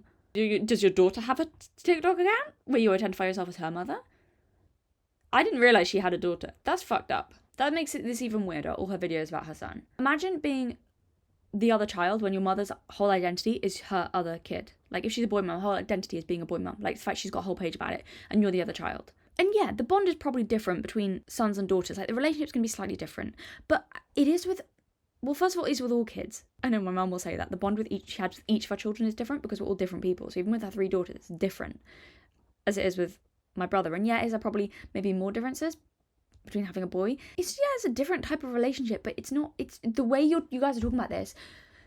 You're dancing around the fact saying that you love your sons more. You're saying the love is the same, but the bond is like just more, it's a chokehold, it's more special. It's more like, my mum wouldn't say that, it's more special, it's more like different, yeah, but like that you're definitely putting it higher than the bond between a mother and daughter and then pretending you're not. This is disgusting. Yes, my oldest boy is 22 and my baby is 13. Then my brat daughter, almost 18, lol. Wow, so your son's your baby. He's your baby. Oh, he's your perfect, precious little baby. Your oldest boy, oh, and you love him, it's so good. And your brat daughter, and you've commented that publicly. It's like enraging. Why is she a brat? I wonder why with a mother like you. I'd be a brat too. God, can you imagine? I bet she's always thrown under the bus and blamed rather than her brothers. Gross. I have 3 girls and a boy. He's my last and only boy. He's also my rainbow child. I love all my kids, but the bond with my son is so different. Can you hear what they're saying? It's, I love all my kids, but. What's that saying that says, you know, anything said before the word but, you should discount? So, all these women, I love all kids equally, but. You shouldn't need to say that, actually. You shouldn't need to say but. But actually, I love my son more. I have 2 daughters and 2 sons. The love they have for you is also different. Daughters love you, but your boys are in love with you. Boys first love. Stop using your sons as emotional dildos. I don't fucking know what's the word, like, sorry. But seriously, stop it. Missing my son so much. Boys are so different from girls. They love their mamas. Do they love their mamas, or are they codependent on their mothers because their mothers enable them? This, 'cause woo, the bond is unexplainable with my grown sons. Explain. Blessed to be a mother of 2 boys, this statement is so true. They are my world, and they show me every day that I am theirs. They have truly been my strength through the darkest of hours. That's the kind of thing you say about a partner. Like, I think you're saying that I am theirs. You're their mother, but hopefully one day they'll find someone else to be theirs, who is not their mother. But you might well have a problem with that, because it's this, you're putting everything on them, and it's so not fair, so much pressure on your kids. They're responsible for your well-being. You need another coping mechanism. I think they're using their kids as a coping mechanism. I'm sorry. This says it all, and I'm going to play a clip later of a young girl talking about this, about how some women see their sons as their protectors and like as their partners. Tiffany says, because let me tell you, my boys are my world. I love my baby girls, but, there we go again, my boys protect me like no other. It's not about the boys. It's not about you loving them unconditionally. It's not that you love your sons more than your daughters. It's that you feel like your sons are doing more for you than your daughters. Because probably, I'm guessing from this statement, you don't have a man in your life. Big assumption, but seriously, why else are you putting that traditional like partner expectation onto your kid? Why are your boys, you should protect them. You're their mother. They shouldn't be protecting you. And yeah, when you get to a certain age, the dynamic can kind of change a bit, but even so, they're not, your sons are not your protectors or providers. Like, I'm serious. This, again, I've got a 28 and 18-year-old and they are hella protective over me. I get it. Kids are kind of protective of their parents to some extent, but like this, where you're romanticizing it and putting it on pages like this, like, they're not your partner. They're not your husband. They're your child. Stop putting that expectation on them. Facts. I have 4 boys and 1 girl. She loves me and I love her, but that son love hit different. Call the police. And but again, so I love my daughters, but I'm a terrible mother, because actually I love my son more. I'm a mum to 4 boys and the bond can't be described. Here again with this indescribable shit. Describe it. Say what we all know that you want to say. He's like my pretend boyfriend. That's what I mean. He's my boyfriend, because I don't have one. Or my husband is emotionally unavailable. So my son is my boyfriend. That's what I mean. But I don't want to even acknowledge it to myself, because that's gross and creepy. So I'm just going to say it can't be explained. I got 5 boys and 1 girl, and yes, I love boys. It is a different type of bond. Your poor daughter. Here he's singing and rapping that song that says, I only love my bed and my mama. So this says, boy mums, love your boys while you're still their number 1 girl, because one day you will give him away. You will stand and watch him give his heart to the love of his life. You will dance and he will hug you tight, and it will feel a little bit like a goodbye, and it'll be so dang hard. It shouldn't be. You see what I mean? These women are stand-ins for girlfriends in their sons' lives. It shouldn't feel like goodbye, because you're not being replaced. What do you mean you're still their number 1 girl? You shouldn't be their number 1 girl. You should be their mother. It's so, you're talking about him like a man you're in love with. Like you're a woman who's in love with a man and you're watching him get married to someone else. Oh, and then of course you're going to be competing with his partner, and it's just... And this, someone said true, and she's put, I'm not looking forward to it, with loads of crying faces and a broken heart. So you're not looking forward to your son getting married and being happy and falling in love. Sounds like selfishness to me. So true, my firstborn, the senior, has been with his girlfriend since he was in 10th grade, and I love her very much. At first it was hard, but now I see the love she has for my son, and that brings me comfort.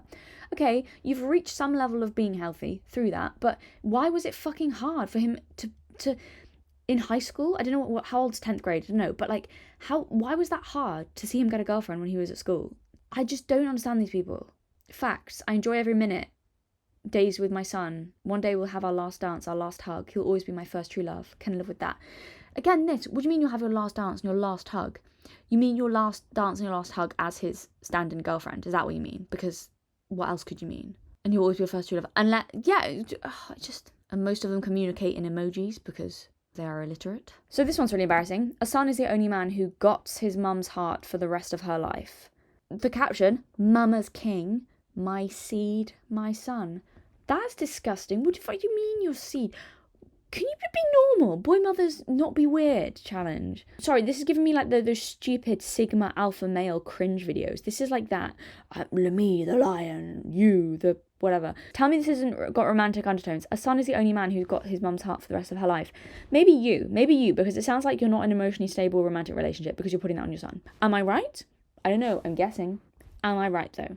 Why are you saying it like that? And there's nothing wrong with being a single parent, look, or like, if you're in a marriage with someone emotionally unavailable, fine, but don't put that on your kid. That's when the problem comes in. You shouldn't see him as the only man who's got your heart for the rest of your life. If you want that, then find a relationship, or just don't project that on your kid because it's not fair. It's so weird. Why? No, guess what? A lot of women, there's another man who has their heart for the rest of their lives. Their husbands or whoever they've decided to be in a long-term partnership with, like, not their sons. And what do you mean, my king? Stop romanticizing your son. All the comments. A son is a mum's first and last true love. Yes, he was heavenly sent to heal me. This is what I mean. These women have issues and they're talking about their sons like they're therapy. Your sons shouldn't be sent to heal you. Stop treating them like they're there to heal you. You're treating them as a coping mechanism. This is what I mean. This is not a healthy mother-son relationship. It's not love. It's not, it's, I think a lot of it's like a fucking trauma bond or something. Your child is not there to heal you. I mean, if you find healing through your relationship with your child, I'm sure people do in a healthy way, and you go on to have healthy coping mechanisms, that's great. But you cannot use your child as a coping mechanism. And I think this is what these women are doing. They have, for whatever reason, they've got issues or problems to deal with, or emotional problems, or like have been hurt in the past, and they're using their sons to heal them from that, which is maybe in the short term, if they can get through that and then they've healed through their children and they're healthy now, that's fine. But they don't seem to be healing. They seem to be continually just using the child as a coping mechanism without actually healing. And then what happens when the child leaves and finds a partner? Well, the coping mechanism's no longer there. And then they act like crazy addicts. Seriously, I know that, but that is 100% the vibe that I'm getting from this. That you're emotionally damaged in some way, and then you're using your sons to heal you. Your sons shouldn't take on that burden of whatever you've been hurt from in the past, or your relationships with men, or your father issues, or whatever the hell it is. I'm sorry, but go to therapy. Anyway, I just thought I'd share that, because just the amount of comments and people and the horrible things they're saying about their daughters and the weird things they're saying about their sons, if this doesn't say, like, this is just the attitude that I'm talking about, and like how unhealthy it is, and the emotional incest that I've been talking about, the pseudo romantic relationship that's going on here. And this is why they hate other women their son gets involved in, because they see her as replacing, as taking on the role they should have. And then also, this is why the son, I'm going to go into that later, can potentially end up hating other women, or having damaging relationships with other women, or being a misogynist. This is where this comes in. We'll get to this. And it comes back, we'll circle back to Diddy later. But it's just all so messed up. But that sentiment about a son's love being unconditional, to me just speaks about the selfish nature of this dynamic and the total discounting of your son's needs and independence. It's about the validation that your son gives you, not about being a good mother. Like, they can't explain it. If you ask them to, they go, what do you explain what you mean by your son's love is more special? They go, can't explain it. You won't get it unless you have a son. Which is like, I feel like that's because you don't want to explain the feelings, because you know the feelings are a bit weird. So this special, magic, weird, profound love that no one else could possibly understand, I think that takes us to the other huge part of how the boy mum / monster mother-in-law's highly possessive nature and tendency to blur romantic and parental boundaries comes about. Again, I'm no expert, but there has been a lot of speculation on this, and I'd agree with the general consensus that seems to back up what I observe in the world. Often, the toxic boy mum is a single mother or a woman with an emotionally absent partner. Not always. Important to clarify, not just a single mother does not have to be a single mother, but maybe someone with a partner who's not meeting all her needs or is not there enough for her. So she unconsciously puts that pressure on her son as he grows up to step into that role as protector, provider, and pseudo-partner. She relies on him for emotional support, love, validation, attention. The kind of things that you'd rely on a romantic partner for. So she transfers the role and responsibilities of a husband onto the next closest male in her life, her sons. Maybe it comes from the fact that they don't have that kind of romantic spot fulfilled by a partner, by a romantic partner. So they kind of replace that with this false hope of their sons being under their roof until they literally cark it. I have had experience with a dude whose mum hated me. And in front of me, she would openly call her son babe and my sexy boy. No, these weren't jokes. She was genuinely being serious. On top of that, she wouldn't even acknowledge my presence or my existence when stuff like that would take place. I have never been disliked by parents before, but the one thing that really scared me away was the more than 10-second long kisses. Like, it was bordering along making out, and it wasn't something that my mentally ill brain could put up with. That's it. That's the end. And so if you've got an underdeveloped parent, an undeveloped mother in this case, I'm a little girl on the inside and an adult, but not really a full adult, the little girl in me is turned on by my child, right? So there's a sort of inappropriate context. There's a romanticization of it. There's a discussion about intimate details that don't belong. There is, how do I look good? Do I look good in my nightgown? Or, there's inappropriate boundary crossing that doesn't have to involve physical sexual contact, but can be sexualized. So the covert incest phrase is designed for that end of the continuum where the boy feels like the sexualized boyfriend to the mother. A lot of these black mothers resent the day their black daughters became teenagers, but not the same energy for their sons, because when their sons became older in age and more independent, they automatically saw their sons as protectors. They rejoiced when their sons became older in age because now their son is in a position to protect them. But when it comes down to their black daughters becoming older in age, they correlate that with being fast, being grown, thinking that they know it all. So women that show signs of the Jocasta complex don't want to share their son and show overly possessive tendencies towards him. They don't want him to get married and fear that that woman is going to take her away from her son. I asked God to send me a man to love me forever, and he sent me a son. What in the actual Why would God send you, your child, as a man to love you? It's like you're trying to groom this young boy to be your man. And what furthers this is a lot of the nicknames that these moms will label their sons as. Mothers like give their sons these pet names, their babies these pet names like sexy man, daddy, papa, dada, sexy, all of these different names. It's like they're using these sexual endearment terms towards their son. And then also some of these moms dress their young boys as grown men. Like, it's the oddest thing ever. Why are you dressing your baby in sagging jeans, a wife beater, and he has a fade at 1 year old? Please explain that to me. That's really weird. It's like you're trying to build a man out of the man that disappointed you and left you, and you feel as if your son is here to replace it. And that's also what the other concept of like people calling their son the man of the house. But then why are you expecting your son to be the man of the house? I mean, at the same time, they'll label their son as the man of the house, but then let him get away with everything. So they feed into all of these toxic ideologies that furthers the idea that some of these women literally look at these little boys, their children, as their man. And not only that, y'all, let me just say this. When a lot of these toxic boy moms create these very unhealthy environments, especially when they have daughters, you are literally creating the same man that you dreaded, especially for the single moms. Y'all be trying to make a new man and you would probably rather date your son. You attracted this deadbeat dad or you attracted this absent father and you didn't like him. So then you went ahead and made a child that is just like his daddy. Let's be for real. Do you know what the science is? Yeah, go on. I've said this before. I'm going to say it again. So, yeah, you have those mothers who are like obsessed and no one's ever going to be good enough for their son, blah, blah, blah. Because basically, apparently the science is they were unfulfilled in their relationship. They didn't ever really get the man of their dreams. They just got like, a nice man, a good husband, whatever. So basically, when they have a son, it's their opportunity to make their son into the man of their dreams. They make him very polite, very respectful, just like in their eyes, like good as gold, can do no wrong, the perfect man. Would marry him if she could. So then it's like the point that no girl will ever be good enough. And then it's like the mothers, of course, spent all these years, building their sons into these what they see as amazing men, and then a girl comes in and takes them away. So they get to reap the rewards and not the mother. So that's apparently the science behind it. When you're a boy mom and you know one day some girl is going to come and snatch up the work of art you raised to be the perfect man, and then she won't let you come over without calling first. Anyone else feel this way? Am I the problem? Yes. Stop relying on your kids to meet your emotional needs. Like that, oh my gosh, I get like the heebie-jeebies. Should you not want your child to grow up and find somebody and fall in love? If you are actively hoping that your child spends the rest of their life alone so that you can continue to get your emotional needs met from them, absolutely not. Seek help. I want to be clear, this is not a specifically female problem. You also get overbearing girl dads who blur romantic and parental lines with daughters.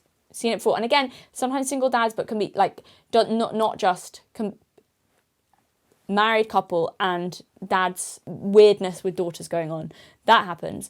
Yeah, blurring of romantic and parental lines, and also displaying jealousy over a daughter's partner or ownership over their daughter, sexual ownership as well, with like the weirdest thing I've seen in America, which this should just, I watched it on, oh my god, that's horrible. Virginity proposals. What is that? Stop it now, please, I beg you. Dads proposing to their teenage daughters, but like with virginity rings. So the daughters promise their dads they're going to be virgins until marriage. Like, first of all, why are you promising your dad that? But that's what I mean. It's the blur. It's like that blur. Like, you can't propose. I saw a video and there's this one 13-year-old girl. She's going bright red and looking like really uncomfortable because obviously, what 13-year-old girl wants to have that conversation with their dad, and what 13-year-old girl wants to be proposed to by their dad with a virginity ring? Like, I can't think of anything more appalling. It's just that like blur. So she's promising, and what's she gonna say? No. It's such a like. Just leave her alone. Just stop it. Like, obviously, there's such a thing as parents being involved in, like, teenagers, dating choices to a certain extent. I'd advise probably not. I think it's probably best to give them space at that age. But, there's certain things to be aware of and make sure they're not being silly, and I get it.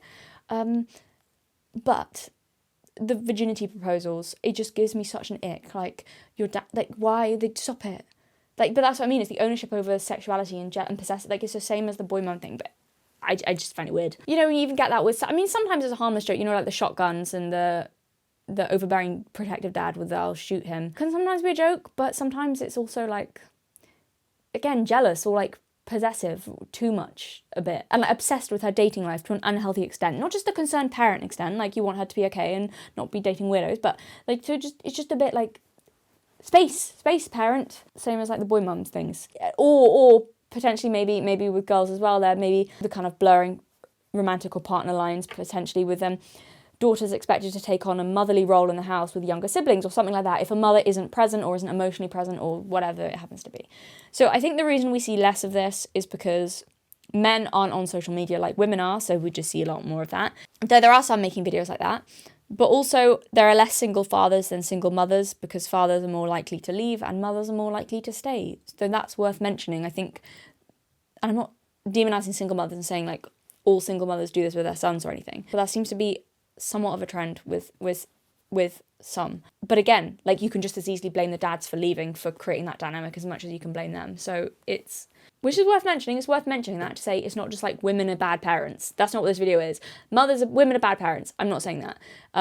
Bad parents, and there you see this thing in dads with daughters too. But that's not what the video is about. I just wanted to mention it. Yeah, we're not talking about overbearing dads right now. The wife and mother of the children, who has pretty much been neglected by her spouse, by her husband, she has developed a ton of resentment about that. And as a result, this need for a relationship is now transferred onto, let's say, the son.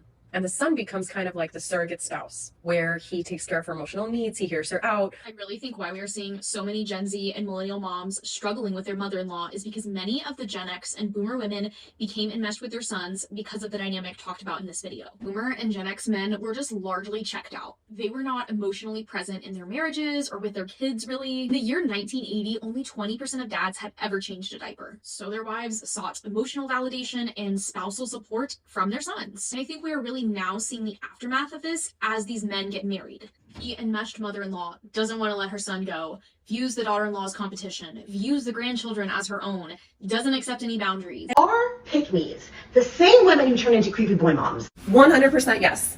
You see, pick-me women tend to be insecure and they rely on men for their validation. Because they're insecure, they will attract insecure men. These are the same men who will end up cheating on them and disrespecting them in the future. So when these women have sons, they have new men they can get validation from because their husbands failed them. And this is why they struggle so much when their sons get married, because they can't stand to be second fiddle to any other woman. Because that's what their husbands did to them when they cheated on them. These women need to love themselves and validate themselves. The general opinion is that boy mums are likely highly insecure women who desire validation from men but have rarely gotten it throughout their lives. They may have been let down by partners or always felt second in their partner's life, or felt he was emotionally absent. And then they get a son, the first male in their lives who, at least while he's an infant and small child, totally and completely depends on her. His entire world revolves around her. There is no one a small child loves more than their mother. They need to be near her, to feel safe around her. They want to make her happy. Instinctively, their survival depends on it, and that level of adoration might be new to her. Because of that, her child, but more specifically, male child, becomes the source of all her purpose, happiness, and identity in her life. To be clear, I think all parents feel this with their children to some extent, and there's nothing wrong with your children making you happy, but when it crosses that line into, they are my whole life, who's he dating, what's he doing, why won't he answer my calls all the time or spend the day with me, I'm so lonely, he's the source of my happiness, he's responsible for my happiness, and he's my only reason for living, he's mine, that's when it becomes unfair for the child. So for the mum, you might think it's great that your little man is the only thing that makes you happy, and you might love that when he's young, he loves you more than anything else in the world. But how unfair is that going to be on him, especially as he grows up? I'm sure some people in the comments can attest to how much pressure it is, how much a burden it is to feel solely responsible for the well-being and happiness of a parent. I'd imagine it's like not being allowed to be your own person. And then there's, the guilt on top of that you're starting to find greater joy outside of the relationship with your parent, and then you can feel your parent getting resentful at you for that, like you're abandoning them. So how does Janice fit into this, and why is this relevant to Diddy? I'm going to read this quote from, is it Us Weekly or US Weekly? I don't know, Us Weekly. I'm going to read this quote from Us Weekly. Let's see if anything like that might have gone on in his relationship with Mummy Dearest. I was brought up by my mother and my grandmother. My father was killed when I was 3. And one day I had, asked my mother for a pair of sneakers. And the look on her face that she couldn't afford it. It just made me realise that I needed to step up as a man. Okay, so we've got a kid already feeling the pressure of being the man of the house and feeling responsible for both his mother and grandmother. So to be clear, this was not fair on him. It excuses nothing. And what we're definitely not going to do is boo-hoo, he's so misunderstood, poor baby. We can despise the adult while feeling sympathy for the child. So here we go, that's Exhibit A, that may point to Janice being a boy mum. It's not enough on its own. There are some single mothers who unintentionally might have created a situation where their sons might feel like they need to be responsible and become the man of the house, but that in itself does not make them toxic boy mums, especially if they're not blurring romantic lines or enabling all his bad behaviour. So just because Diddy felt like he had to become the man his mother needed doesn't necessarily mean that Janice treated him that way. So let's look at some more evidence. Does Janice blur romantic and parental boundaries and treat Diddy like her man rather than her son? Did she condition him to behave like her romantic partner to make her feel attractive and validate her? I have a question for the men out there. Would you consider it an uncomfortable blurring of boundaries to attend a strip club with your mother? Dude know how to have a good time. She ain't sitting in the house playing, and outside moving and shaking, baby. She come with me to the strip club. I don't care.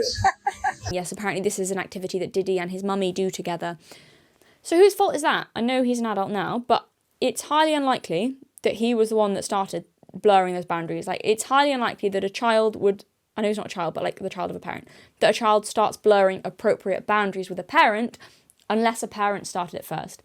Children follow their parents' lead. So would it be unreasonable to assume that Janice may have romanticized or sexualized him as a young boy, discussed inappropriate things with him or worse, or pushed herself into his personal life? It is speculation. Let's be clear, it is speculation, but really not that much of a stretch. Something the psychologist said in this interview is examples of some of this unhealthy dynamic is the son treating the mum sort of like a girlfriend, they go on dates together.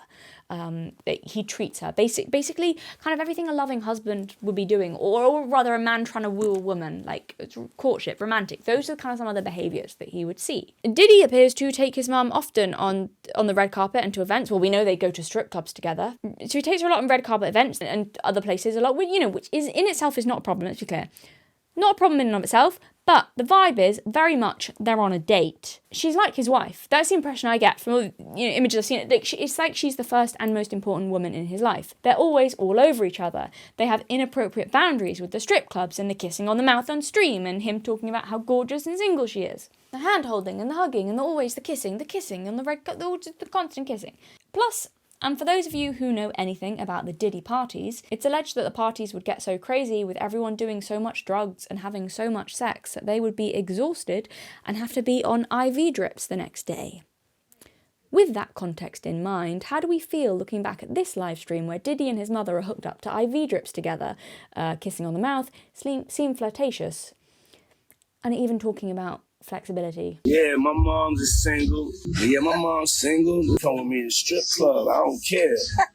We out here moving and grooving. So my mom told me, she just said, keep moving, baby. That's right. Keep moving. Don't stop. She could touch the floor with her palms.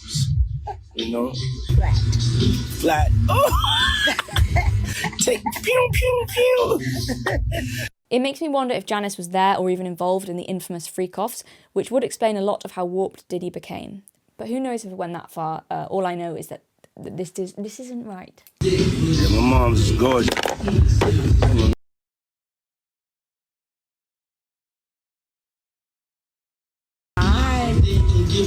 She's getting a drip with me. She's hydrating. I love you. I love you too. I remember a time and this when I stopped working for Diddy, is that we was in the office and she's just come at me and she's just always bothered me for whatever reason. People laugh and joke and say that when I say this back in the day, I'm 6'7", 30 in the waist, handsome in the face. You understand? She was dating young guys back then. So, that's her thing. I think that Diddy does act around, speak about, and treat his mother more like a wife, to be totally honest with you. So in honour of Janice's 80th birthday in December 2020, Diddy gave her a $1 million check and a new Bentley. Happy birthday to my mother. This beautiful, incredible, vivacious, kind, phenomenal, marvelous, beautiful, sexy, beautiful, one of a kind. Yes. One of a kind. It's just such a blessing for everybody to come out and celebrate her, and we're so blessed to have her in our lives for just everybody she touches. Everybody loves you, Ma. You know, they call you Mama Combs, and this is your day. And I just want to give thanks to God for you. I just want to tell you, Ma, I love you from the bottom of my heart. We love you, and happy birthday. We love you.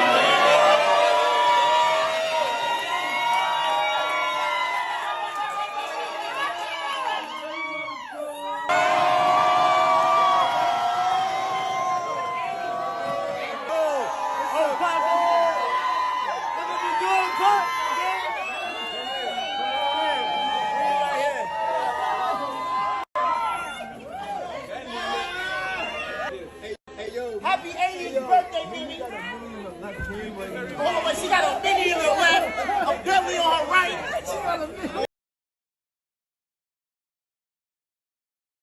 So we'll see mothers and sons in which the son plays sort of on a continuum. On one end of the continuum, he's her emotional caretaker. Don't worry, mommy, I won't leave you. I'll stabilize you. You don't have to be lonely. I'm sorry you're depressed. Don't kill yourself. So he's organized as a caretaker. On the other end, he's her boyfriend. He goes on dates. So we've got guys reporting to us that the mother would take him on dates.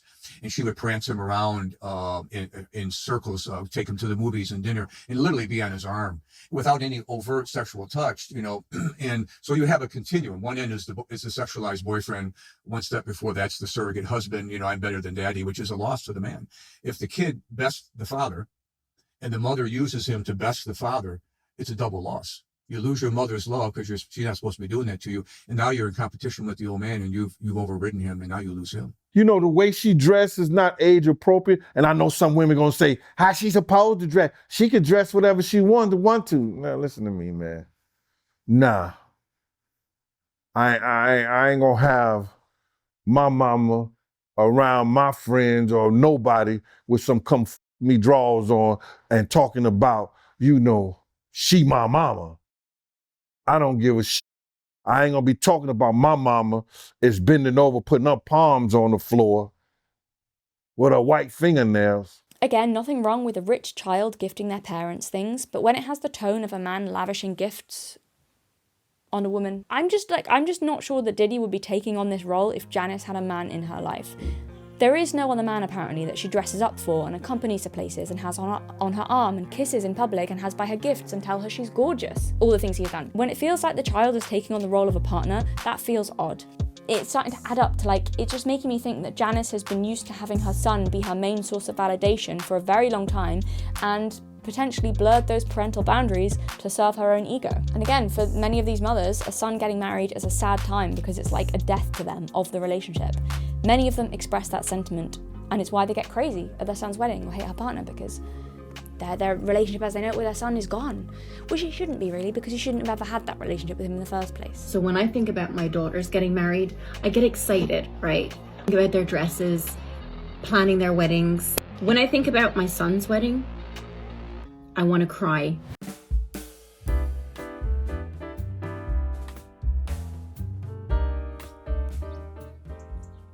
Hi. Are you tortured by never knowing what happened to the unreleased scripts from my unfinished video series, like parts 2 and 3 from my review of Netflix's Winx? Are you kept awake at night, pondering what mysteries the 30 minutes I cut from my Rolo video could hold? 30 key minutes where I addressed his unhinged rant that it's impossible for women to have heroes' journeys or be good protagonists. Did you enjoy channel videos like I become a narcissist, I declare war on mosquitoes, and of course, the classic, I talk and talk and talk and talk and talk and talk and talk and talk and talk? If the answer to any of those questions is yes, then joining my online cult could be the right choice for you. That's right. Over at The Authentic Observer on Patreon, you'll get access to unreleased scripts from videos I never uploaded, the cut sections from longer videos, if there are any, and hours of unedited rambles. I talk about everything, like how important mood is in storytelling and the difference, if any, between masculine and feminine points of view in writing. Or a video discussing the poetry of some of my patrons. Or that time Fresh and Fit had a proud grapist on their podcast. Remember Scientology? Old news. The Authentic Observer is the hip new cult on the block. All the cool kids are signing up. You do want to be cool, don't you? There are so many options to choose from. Our entry-level tier, Skirts and Stockings, is a great choice for beginners. Overgrown Harry Potter kids may feel more at home as a devoted follower of ACES. And for the alpha males amongst you, the woodshed could be just what you need. Just don't let Rolo see you. No one knows what he does to the men he catches. The Authentic Observer cult operates on an honesty system. All tiers have the same access to content, the idea being to support the channel and the content produced here at whatever level you feel appropriate. So if you value the content on this channel and would like to support me, that's where to do it. Link down below in the description box. So if, like myself, you enjoy listening to the sound of my voice, hop on over to Patreon for an offer you don't want to miss. Join a cult today!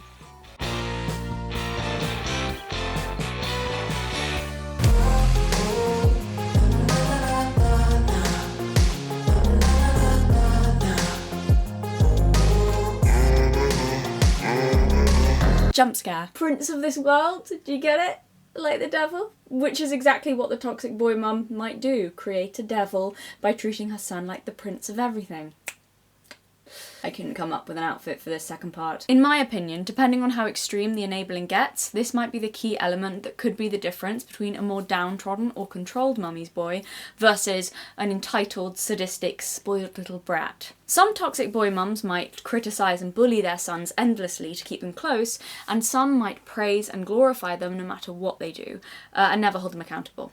Some do both. What we're going to focus on are the toxic boy mums who treat their sons like little princes, who are simultaneously special, strong, brave, handsome, clever, and better than everyone, yet also misunderstood, persecuted, and victimised by the world. No matter what he does, no matter who he hurts, her precious little prince is always the victim. And he's also often a bully, something everyone except his mother can see. Going back to fiction, Liza Aaron, how do you say it, from Game of Thrones, you know, and her son Robin demonstrate this. So she insists on breastfeeding him when he is, I don't know how old, but way too old to be sucking that part of her like that. But again, that's this like archetype, that's that pattern. It's the blurring of boundaries and adding an almost sexual edge to something that should be innocent between a mother and an infant. Kind of gets a bit weird and twisted and a little bit like, oh, and it feels so much more wrong because it should be innocent and then it's not, and it's like, and anyone watching the show who's seen Game of Thrones just knows that that boy he's gonna be into some weird shit when he grows up. And it's not just the breastfeeding, that's just the symbolism in the show, and that is a very like overt example of how she babies him and keeps him close to her and infantilized and in that state. But we see that in how she behaves as well. She criticizes everyone except her precious baby, her precious boy. And, you know, she refuses to see how, in reality, her son is actually cowardly, cruel, selfish, and spoilt. How he is then and how he's clearly going to grow up to be. But she doesn't see that because in her eyes, he is absolutely perfect, the most perfect being to ever exist, and he's handsome and strong and brave and, you know, all of these things. He's her perfect little man. She just smothers him with adoration and enabling, and he's her perfect little man. It's possessive, mine, breastfeeding from me still, even though he shouldn't be, and it's all very to keep him close, to keep him dependent, literally still on her body, and it's just. But again, that element of the indulgent mother indulging the son, seeing him as a baby and a victim, and refusing to see how he's actually the bad guy, how he's a bully, how he's sadistic, whatever it is. We see that. You see it again and again in fiction. It's Dudley, Dursley, and Petunia. You know, it's Cersei and Joffrey. And in real life, like I mentioned at the beginning of this video, it's those Korean mothers of their rapist sons who they see the girl who was victimized as the aggressor. The one in particular who said that, the thing I quoted at the beginning about what does she expect, or if she what teenage boy is going to see, if she's tempting them or whatever the hell it was. It's they see the girl who was victimized as the bad guy. She's the aggressor against the precious boys, her precious son. It's Chris Watts' mother. And it also appears to be Janice Coombs, who is able to watch a video of her son dragging his girlfriend violently down a corridor and just describe it vaguely as, a mistake he made in the past, you know, the kind of mistake we all have made. I'll be honest, I don't even think Janice would have been that harsh. Not that that language is harsh when describing the footage, but I don't even think she would have been that harsh on her son, use those words, even described it as a, you know, mistake, if not she knew, like, if it wasn't a public statement, if she wouldn't have known how, like, she has to say something like that as she's defending her son. She has to give some ground and acknowledge that some things he's done is bad. She knows that publicly. I don't think that's the kind of thing she says behind closed doors. I don't even think she puts that much blame on him, where she will describe it as a mistake behind closed doors. I would be, maybe she does, again, I don't know, this is my opinion, but I'd be very surprised if behind closed doors she's not blaming the ex-girlfriend for, you know, well, what is she treated you like this, or she did this, or, you know, that bitch, and she's caused all this and gone after you for, you know. I wouldn't be surprised if that was the kind of things that she would be saying behind closed doors, but then in public she's got to, you can't deny the footage, and she's got to go, okay, it was a mistake. But it's not the kind of mistake that we've all made in the past, is it, Janice? It's not a mistake, is it? Because a man who's that comfortable with dragging his girlfriend down the, like, you watch that footage and you go, yeah, not the first time he's done that. No way is that the first time. Like, that, it's incredible to suggest that that's an isolated incident. That's obviously not an isolated incident. That's a pattern of behaviour, in my opinion, but, like, come on. And again, Janice, you know, she's also confronted with endless examples of Diddy's terrible behaviour and his mistreatment of others, but in her statement, she just made it all about how much this is hurting her, having to sit by and watch her son be unjustly attacked by the world. So to this type of boy mum, consequences don't exist. There is only her son, who is perfect and beyond reproach, and there is the world, which is evil and filled with corruption and is the reason for any hardship or accountability her son must face. You know, Lisa, Aaron and Robin, like I said, all these examples, like, it's really it's delusional completely attitude to have. So to add another example in terms of Diddy, to kind of, as to this attitude that I'm saying, I'm going to reference one of the cases brought against Diddy. So to be clear, these are allegations and are not proven. We don't know if it's true, we can only speculate. All I will say is that the accusation in here against Janice herself, it mentions Janice in this, the accusation in here against Janice herself does not seem that far out of line with her public mentality towards excusing and victimising her son at every turn and blaming everyone but him for his own actions. In essence, I'm saying it's an allegation. We don't know if it's true. It's just an accusation. Personally, I'm just saying I believe it. It tracks with what I've seen from her publicly. This is a quote from the Daily Beast. So it reports on the case brought against Diddy by Ashley Parnham, who, by the way, accused him of a brutal gang.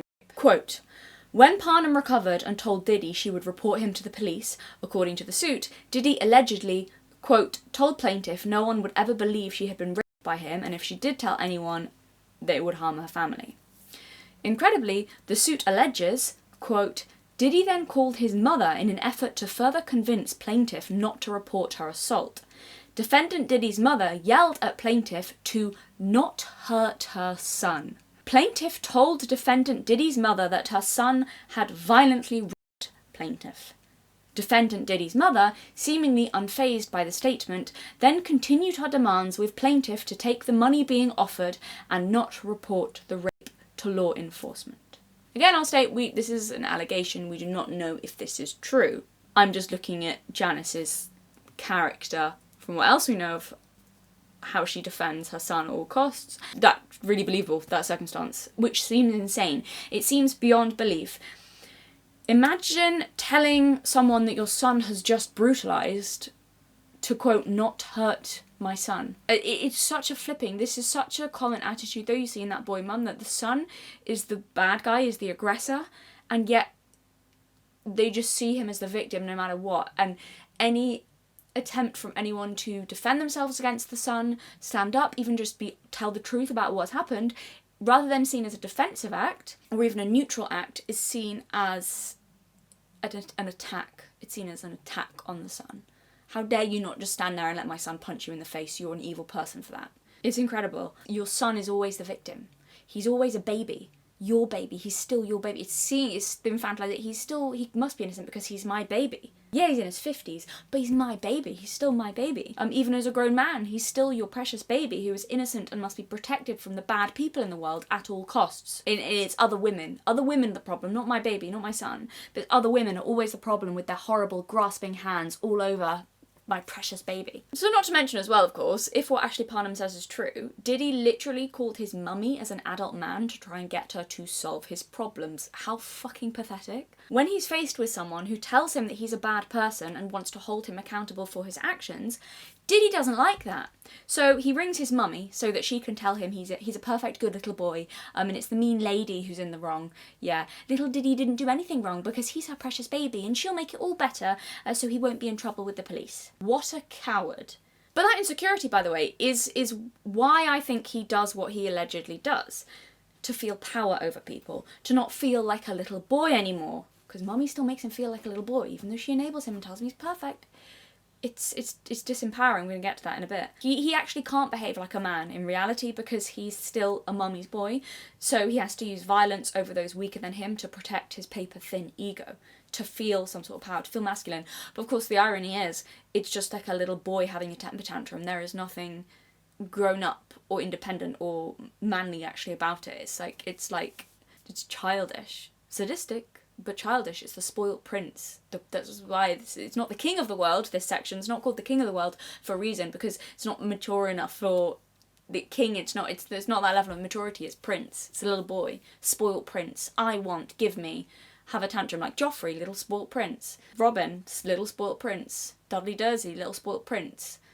They're in a disempowered, infantilized state still, and mummy is the queen. But this was the element to Mummy's Boys that really intrigued me. The sadistic or aggressive nature that seems to contradict the nurturing that they got from Mummy. As I was researching this, I found lots of other people who dated Mummy's Boys who seemed to confirm what I'd intuitively suspected. And the reason why as well, this hyper-aggression and masculinity with the Mummy's Boy thing. The common thread of the hyper-masculinity there. As I said, though, it's immature, it's childish, it's the prince having a tantrum and throwing his toys out the pram and hitting things. To try and feel powerful, to try and feel like a man. So it's not positive masculinity. This hyper-masculinity, it's immaturity, but it's not positive masculinity. And this just one thing, there are loads of examples like this and people talking about it in chat rooms and on account, but I just quote one thing that I found on Reddit. Someone saying, who dated a mummy's boy, and saying, quote, "Since these men are so close to their mothers, it appears as though their inner identity gets skewed. Depending on the man, this can come out as hyper-masculinity, where they always must prove to be a man or have an army of women they can toy around with. This insecurity can turn into a very possessive and controlling relationship with the snap of a finger. The one man I was seeing didn't even want me to go into a bathroom inside a club. It was incredibly strange." That sound familiar? That sound at all like Diddy's ex-girlfriend, what she's alleged in the past how he was in relationships and other people who are involved with him? So the mummy's boy has a codependent, unhealthy relationship with his mother. On the one hand, he needs her constant enabling and adoration. And on the other hand, on some level, he is aware that she is highly possessive of him, and that level of ownership he doesn't like, it drives him crazy, and he tries to escape in certain ways. So it's this kind of like, he needs it, but he hates it. But he doesn't realise he hates it, but he does, but he doesn't. Again, the possession and the ownership, so it's not just the enabling and the letting him get away with things, but it's the possession and the ownership that goes hand in hand with them. My perfect baby wouldn't do anything wrong, because it's not just the perfect part, it's the my part, my perfect baby. That was all in one, so it's the possession along with the excusing, enabling. Let's go back to the possessiveness, and I mentioned this at the very beginning of this video when I read Janice Coombs' statement, and I read it in full for a reason. I counted, as I went through it, how many times she said, "my son." It was 16 times. 16 times in a short statement, she used the phrase, "my son." I think this is important. Janice is not looking at Diddy as an individual person, as an adult man. She even says at the beginning of her statement, she even says at the beginning that she comes to us as a mother. I come to you as a mother. To her, Diddy is her son completely and utterly. That is his only identity, rendering her unable to view him in any way, honestly or objectively. She's unable to stop herself from babying him, even as he's a man of 54, accused of horrible crimes.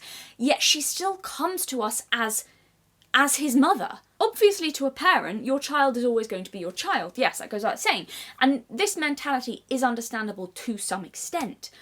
but it's over the top. And that'll be in a highly gone over, edited statement, most likely. To Janice, he is her son and her world. And the statement seems to be trying to convince us that this is a terrible injustice, not because he is innocent. It's not a terrible injustice because he is innocent, but because he is her son. That's the vibe I got from the statement. Yeah, don't you see, guys? This is Janice's son. You can't do this to her son. The problem is, Janice is lacking in self-awareness. No one gives a shit that he's your son. Every bad man is someone's son. Him being your son does not have any effect in how people should view him or do view him. But Janice doesn't understand that. Because for Janice, Diddy being her son does absolve him of responsibility and wrongdoing. And she seems unable to conceive of the fact that that's not the case for anyone else. It's very, she seems like she's very self-centered as well, because she sees him that way, why wouldn't other people? But yeah, she cannot conceive that not everyone sees her precious baby the way that she sees him, and that her love for him is not enough to clear his name, and how entitled and self-absorbed it is of her to think that it should. Because that's what she thinks. She thinks the fact that she loves him, and therefore is suffering emotional pain, should be enough to make people stop accusing him. And that's astonishingly self-absorbed. I don't care that Janice is in emotional pain. Why should I care? Why should that trump the alleged victim's emotional pain? It's such a tone-deaf statement. I don't care about your son, Janice. What I care about is whether or not he's innocent. And that reveals Janice's mentality. She doesn't realise that she needs to convince the world that he is innocent because Janice has never needed convincing of that. And for Janice, it doesn't matter. The only thing that matters is that she is his mother. But also, he's 54. I'm sorry, you can't appeal to us as a mother when your beloved son is 54. That activates absolutely zero maternal instincts within me. It just doesn't cut it. Do I see Diddy as your ickle victimised baby son, Janice? No. Because he's close to my dad's age. It's fucking pathetic. I don't feel anything maternal for that. Why would I? He's 54. She should have put her energy into trying to convince us that he was innocent rather than trying to guilt trip us into how much she's suffering as a mother to a son. I don't give a shit about that, Janice. I really don't care. But that's the thing, there should be a lesson to mothers or parents in general with that mentality towards their children. In the short term, you might feel like you're being kind to your child by, allowing them to get away with anything, never holding them accountable, always thinking they're perfect and innocent and all of that. But you fail as a mother and a parent, but we're talking about mothers. You fail as a mother if you never hold your sons accountable, your children, but your sons accountable as well. The world will not love your children unconditionally like you do. The world will not forgive your children for every wrong like you do. And if you teach them that it does, you have failed to prepare them to face the world. You have set them up for tragedy. And worst case scenario, you've created a monster and released it onto the rest of humanity. Now, why is this? Why do their mothers behave like this? Part of it, I think, it is born from insecurity of not wanting your baby to ever leave you, like we saw with this Aaron and my baby, still keeping him as a baby, dependent on her, even when he's too old for that. And if you can't offer your son, which some of these kind of toxic boy mums do, it becomes physical dependence in the sense that they're dependent still on their mum to do everything for them in that kind of sense. I don't think that's the case with Diddy or some of these other people. He's capable in the world in that way, but in terms of just have someone to enable him, to validate him, that seems to be what he's getting from his mother, the dependency on her for that, ringing her, he did something wrong, and allegedly, if this is true, then he's depending on her to ring her up and to make him feel like he's in the right, even when he's not. But on the mother's end, why is she doing that? Well, probably insecurity, probably feeling like you got control, you want to keep your child around, you want them, so you keep them, you don't want them to be lonely, you don't want them to leave you, so you make them dependent in one way or another. So a common idea that I've seen a lot on the internet in terms of these kind of toxic boy mums where they are too close to their sons and they enable them and, excuse lots of behaviour and stuff, one of the common ideas, beliefs, seems to be that these types of toxic boy mums were once pick-me women, as in women who are so desperate for male validation they will degrade themselves or other women for that validation, and women who seem to have an internal belief that women are bad, lesser than, stupider, or worse than men. So on some level they also see themselves that way, and this goes back to the insecurity that we talked about earlier. Their son is their biggest source of validation they might have ever had, the best partner, even though he's not, the best partner they might have ever had. And the idea that someday his primary focus is going to be another woman drives them crazy. So they act either immaturely around their sons, so that's the pick-me validation aspect, or what is it? It's like a treating of their sons as they might in a relationship if they were really insecure with a partner. So enabling. Emotionally immature women, they're insecure, they are emotionally needy, they're desperate or wounded in some way, which is like the pick-me validation aspect. But it is odd, it's an odd paradox and an odd contradiction. In one way they overly mother and smother the son and kind of keep him close, but because they're also kind of treating him like a partner, in a way it's also not very motherly, despite like a lot of the codependence and, well, like I said, the crossing boundaries, and but there's an aspect of enabling in order to get attention as well from their sons, or to make him feel special, or it adds again, I think, to the bit emotional incest or making him a partner element to it. That kind of level of enabling, like it's a control possessive thing. It's even from a young age, kind of the flirtation or trying to get him to like you, or you don't want to be disliked. It's very like teenage girl behaviour. I don't generally like the term pick me, as I think now it's just used, I see it a lot, it just seems to be used to throw at any woman who might disagree with you. However, I have to acknowledge now, I think, that there are some instances where the term pick me is appropriate, and specifically when it's referred to someone who throws other women, or herself even, under the bus to get attention from men, and is desperate, and it's like, pick me, look at me, choose me. So what do I think of this? I think there's truth to that. I think there is a pick-me to toxic boy mum pipeline. Luckily, we have a very public case study about how this might come about. Now, she's not a toxic boy mum yet. Just Pearly Things, who has admitted that the reason she got into the red pill in the first place was born from insecurity and from feeling upset that men would always approach her more attractive friends first, and she was either their last choice or overlooked entirely. According to Pearl, men never or rarely wanted her, and she wanted to know why, or was seeking answers, or that's how she got into that. According to her former best friend, Pearl has always been obsessed with finding a boyfriend. Pearl began her journey into the red pill because she was desperate, insecure, and wanted to know how to make men like her. I'm not making that up or trying to insult her. I have insulted her in the past. I'm not actually trying to insult her. She has said as much on camera. Or even girls, they'll ask me, like, how can you listen to this man? And I have one answer for you. Low self-esteem. Yeah, that's real. Her answer to the question, why do you listen to this sexist trash, basically boils down to, oh, it's because I hate myself. From a young age, I haven't thought highly of myself. I never thought that I deserved a lot, to be honest. I never thought of myself as a queen. And I never thought of myself super highly. I'm gonna just be honest here.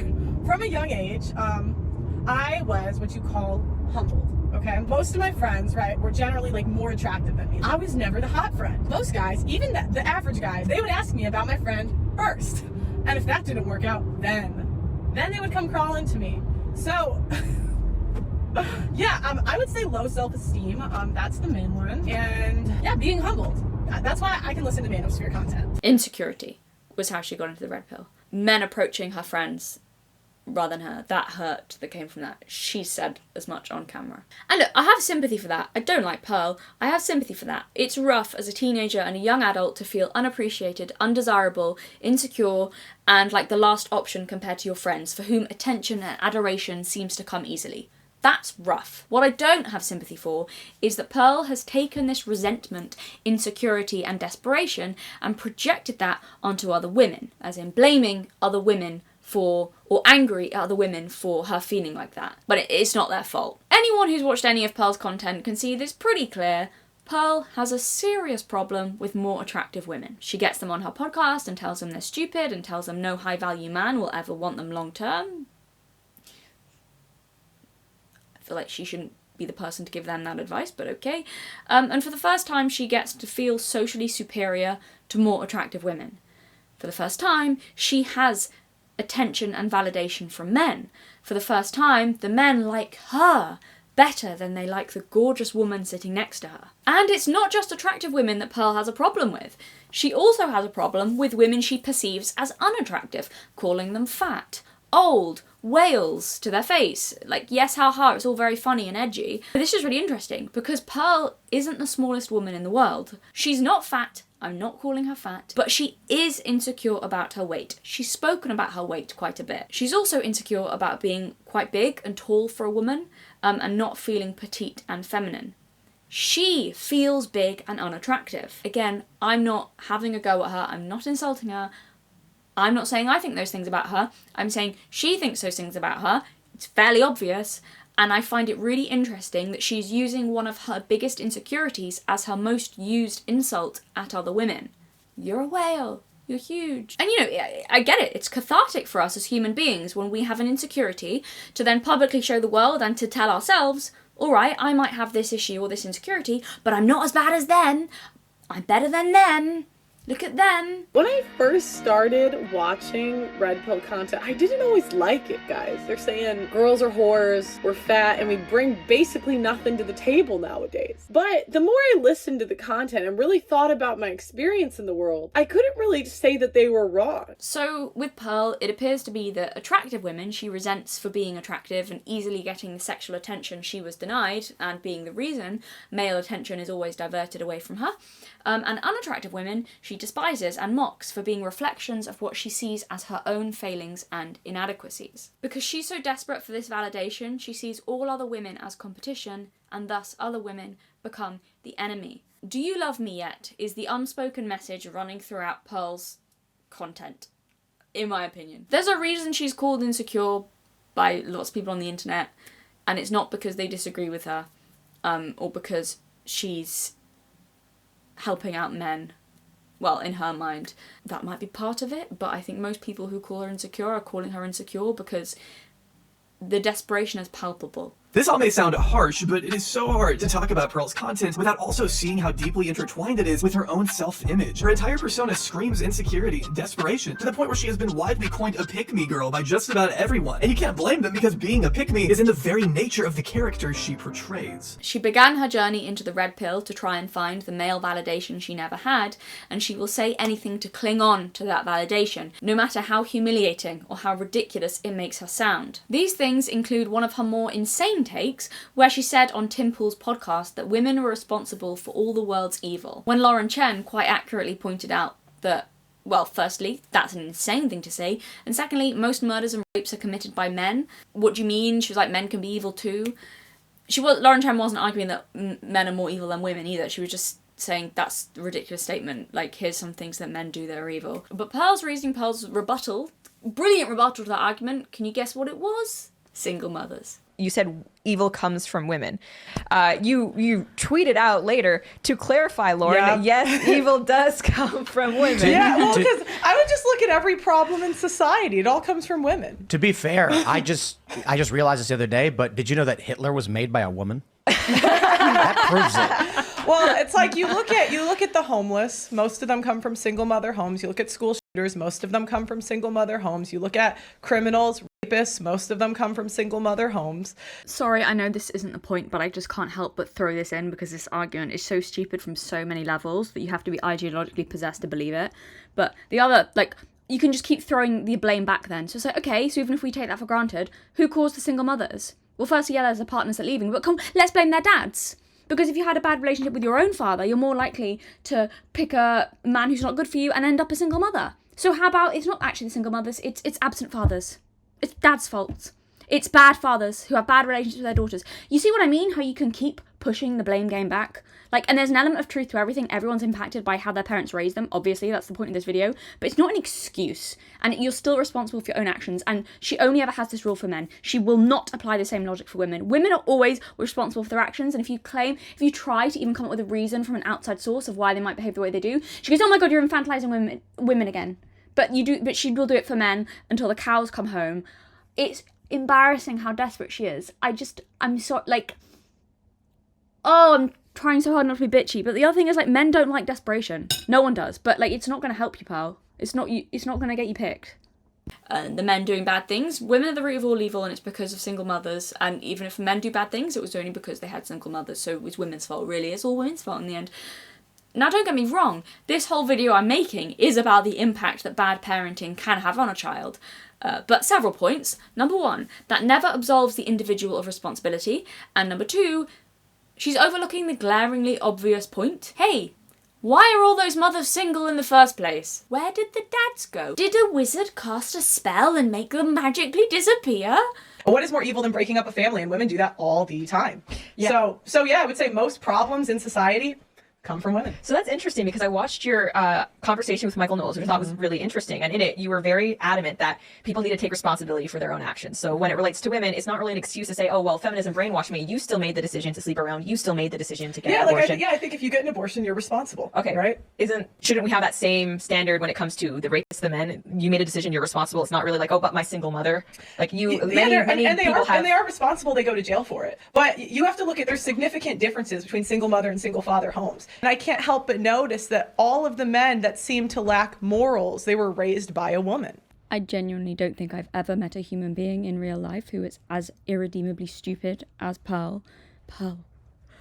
All the men with good morals were also raised by women. I commend Lauren for arguing with Pearl like Pearl's takes were worthy of serious consideration rather than just laughing in her face. But to be honest, Pearl isn't even worth debating at this point. It's like arguing with a Scientologist. Whatever you say, it mental gymnastics, backflip, always comes back to women. But what about this thing for men? It's some convoluted explanation for how that's still women's fault. Her inability to never hold men accountable is a common theme that has been fairly present in her content for a long time, even before she started getting really crazy. She's talked on her podcast before about abuse and violence, and when a woman gets hit, Pearl is there to ask the question, well, what did she do? How did she drive him to it? How did she make him behave that way? Are we starting to see how Pearl's attitude towards men, born out of her own feelings of desperation, loneliness and insecurity, mimic that of the boy mum? And the need for validation motivates both of them. Now Pearl, feeling like she's unable to gain male validation by being a romantic or sexual prospect, has adopted what she might feel is her only way to get that attention. Pearl has become mummy. Ironic because she's also one of the least maternal women I've come across, but it's true. She seems to have taken on that role. And again, these are from the things she said about why she got into this. I'm not just trying to insult her, even though yes, these are insulting things to say, but that's because it's insane. From what Pearl has said and how she talks about herself, it's not much of a stretch to conclude that Pearl does not have the self-worth to believe that she can be valuable to a man because of who she is as a person.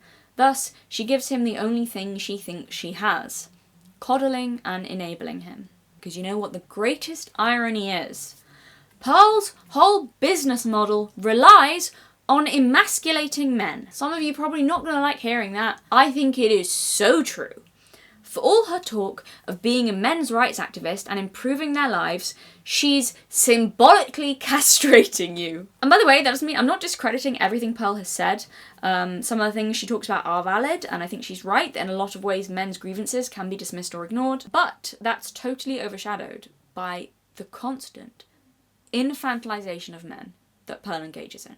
Most of the men who watch Pearl are probably of the opinion that one of the defining traits of masculinity is taking responsibility, being accountable, being independent. They talk about being leaders and exercising discipline. And you're listening to a woman telling you that the murders and rapes weren't really his fault because he grew up in a single-parent home? Are you fucking serious? You should be embarrassed. Do you have agency or don't you? I'm confused. In Pearl's world, women are 100% responsible for their bad actions and men are not responsible for theirs.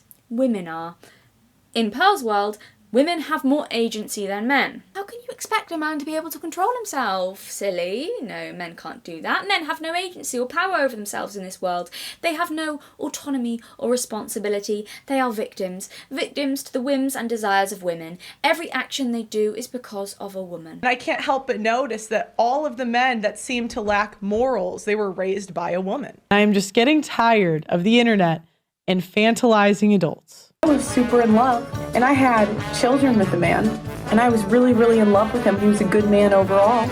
I think I'd be lying if I'd say that I couldn't get over it. We should try to give men grace. If you are an adult, you have to take responsibility for the choices you make. Give men grace. Shouldn't we have that same standard when it comes to the rapists, the men? You made a decision, you're responsible. It's not really like, oh, but my single mother. Single mother homes, single mother homes, single mother homes. They were raised by a woman. I'm just getting tired of the internet infantilizing adults. And this was the thought I had as I began pondering that question. Why are men with loving mothers so angry at women? Which is interesting because I feel like the men who are angry at women, a lot of them are also drawn to Pearl's kind of enabling content, which is interesting as well. But why is it that the more their mother enables them, the more they hate and blame women? And here's the theory, the hypothesis that I landed on. And the reason I used Pearl as an example is because you can really see that clearly through Pearl and how she talks about men. Because her whole brand is talking about men. A mother who never holds you accountable for your actions is a mother who disempowers you. A mother who tells you that you're her perfect little baby boy and it was a bad lady that made you do the bad thing is a mother who robs you of your agency. It's a mother who smothers you, devours you, emasculates you. A mother who believes she owns you. And what happens when some men feel disempowered and emasculated? Well, we've seen it with the incels. They get violent or they act out. They use aggression to try and feel powerful. Therefore, a man close with a mother who excuses his every action is a man infantilized, is a man whose first experience with the feminine is that the feminine is controlling, smothering, suffocating, babies him, robs him of agency, tries to control him, doesn't let him breathe, doesn't see him as an independent, autonomous individual, wants to keep him attached to the womb like he's her little baby. A man who feels like that might resort to violence over women to feel powerful over women, to prove to himself that he can dominate women if he wants to. He can take that control back if he wants to. Now imagine Pearl as a mother to a son. She already excuses every possible action a man could take as being a woman's fault. These aren't even the men who are her children. Imagine the level of entitlement that she would likely instill in a son. Also, imagine her as a mother-in-law. God help you. Maybe she wouldn't be like that, but assuming how she behaves towards men in general would be how she would treat a son. Oh God. And again, that mentality and attitude is not because she just loves him so much. She just loves her son so much and cares about him. No more than the fact that the way she talks about men's issues, no more than that is because she genuinely cares about men. I don't think. She started doing the talking about men on the podcast thing, as she said, because she's insecure, terrified of being alone, and desperate for male attention and validation, which is what sent her down that path in the first place. She's explained how she got into this stuff. From a self point of view, a wounded, insecure point of view, not a I really care about men and love them so much point of view. I think she's afraid that she's not good enough on her own and thus she must enable and coddle to be loved or to receive that validation. When I first started watching Red Pill content, I didn't always like it, guys. They're saying girls are whores, we're fat, and we bring basically nothing to the table nowadays. But the more I listened to the content and really thought about my experience in the world, I couldn't really say that they were wrong. I imagine that desperation would probably translate into motherhood, into enabling a son. I imagine her general dislike of other women, because she sees them as competition or resents them for getting attention, would only magnify if her son's attention started to wander to other women and not her. I imagine she would blame a daughter-in-law for every transgression her son did, every bad decision, every outburst. Which might sound nice at first, having someone validate you, but it's harmful in the long term, and it would keep him a little boy forever, like Diddy, still apparently calling mummy to solve his problems. Also, the other aspect of this, of course, is that mentality. Well, it teaches the boys that they're special. Mummy believes that no woman will ever be good enough for him, and he's entitled to everything, so he believes that, and he degrades women because he believes they're all trash, and he's entitled to everything like Mummy taught him. He's the prince of this world. He hits his sisters, he punches them. I'm like, maybe he's having a hard day. This attitude is so much an infantilization of men. It's not holding them responsible for their actions. This is how you get Joffreys, entitled little princes who think they are owed the world and everything is about them. And as I said, men who feel emasculated. Well, it can go one of two ways, but that can result in, as I said, the hyper-masculinity thing, where they then are aggressive to women to regain that power and dominance, that they've been suffocated or feel controlled by women or by the mother. But this enabling of the son and refusing to hold him accountable is not born out of love. It's born out of a desperate need to control him and keep him close. And he will know that on some level, that control, that suffocation, that wanting to keep him there, which is why I think some of these men that are so angry at women, they just transfer that anger onto women in general so that they don't have to be angry at mummy, so they can protect the childhood image they have of their mother as the perfect woman. That was my theory. This was my theory. But, then I came across some ideas, some discussions that seem to back at least part of this up. And that leads us to the Madonna whore complex.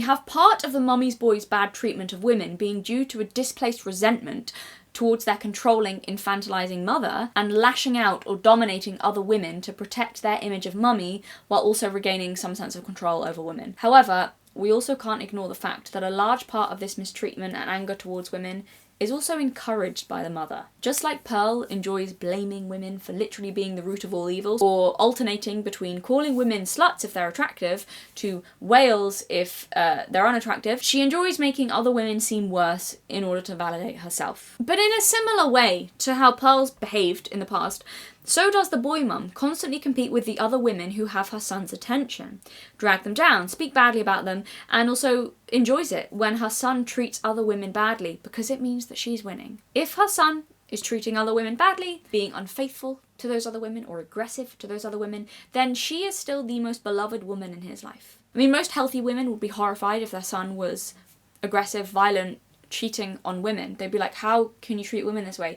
But for this, the toxic boy mum, she's immature, she's insecure, she's got issues. So for her, that's actually a good thing because, well, it means that he loves me more. Like, he's treating them badly. It's like it's also the kind of pseudo like romantic thing in that mentality you get in very immature teenage girls, where it's like going for a really bad boy because he only loves me, I'm the only person he really cares about, and he's horrible to everyone else, but that means I'm really special. Very immature. And that's what I found interesting with a lot of men like that. Their mum is on a pedestal, even if they sometimes mistreat their mum, which Diddy has also been accused of that, of getting aggressive with his mother. Who knows whether that's true or not, but she's still on a pedestal compared to most others, even if sometimes acts out against her.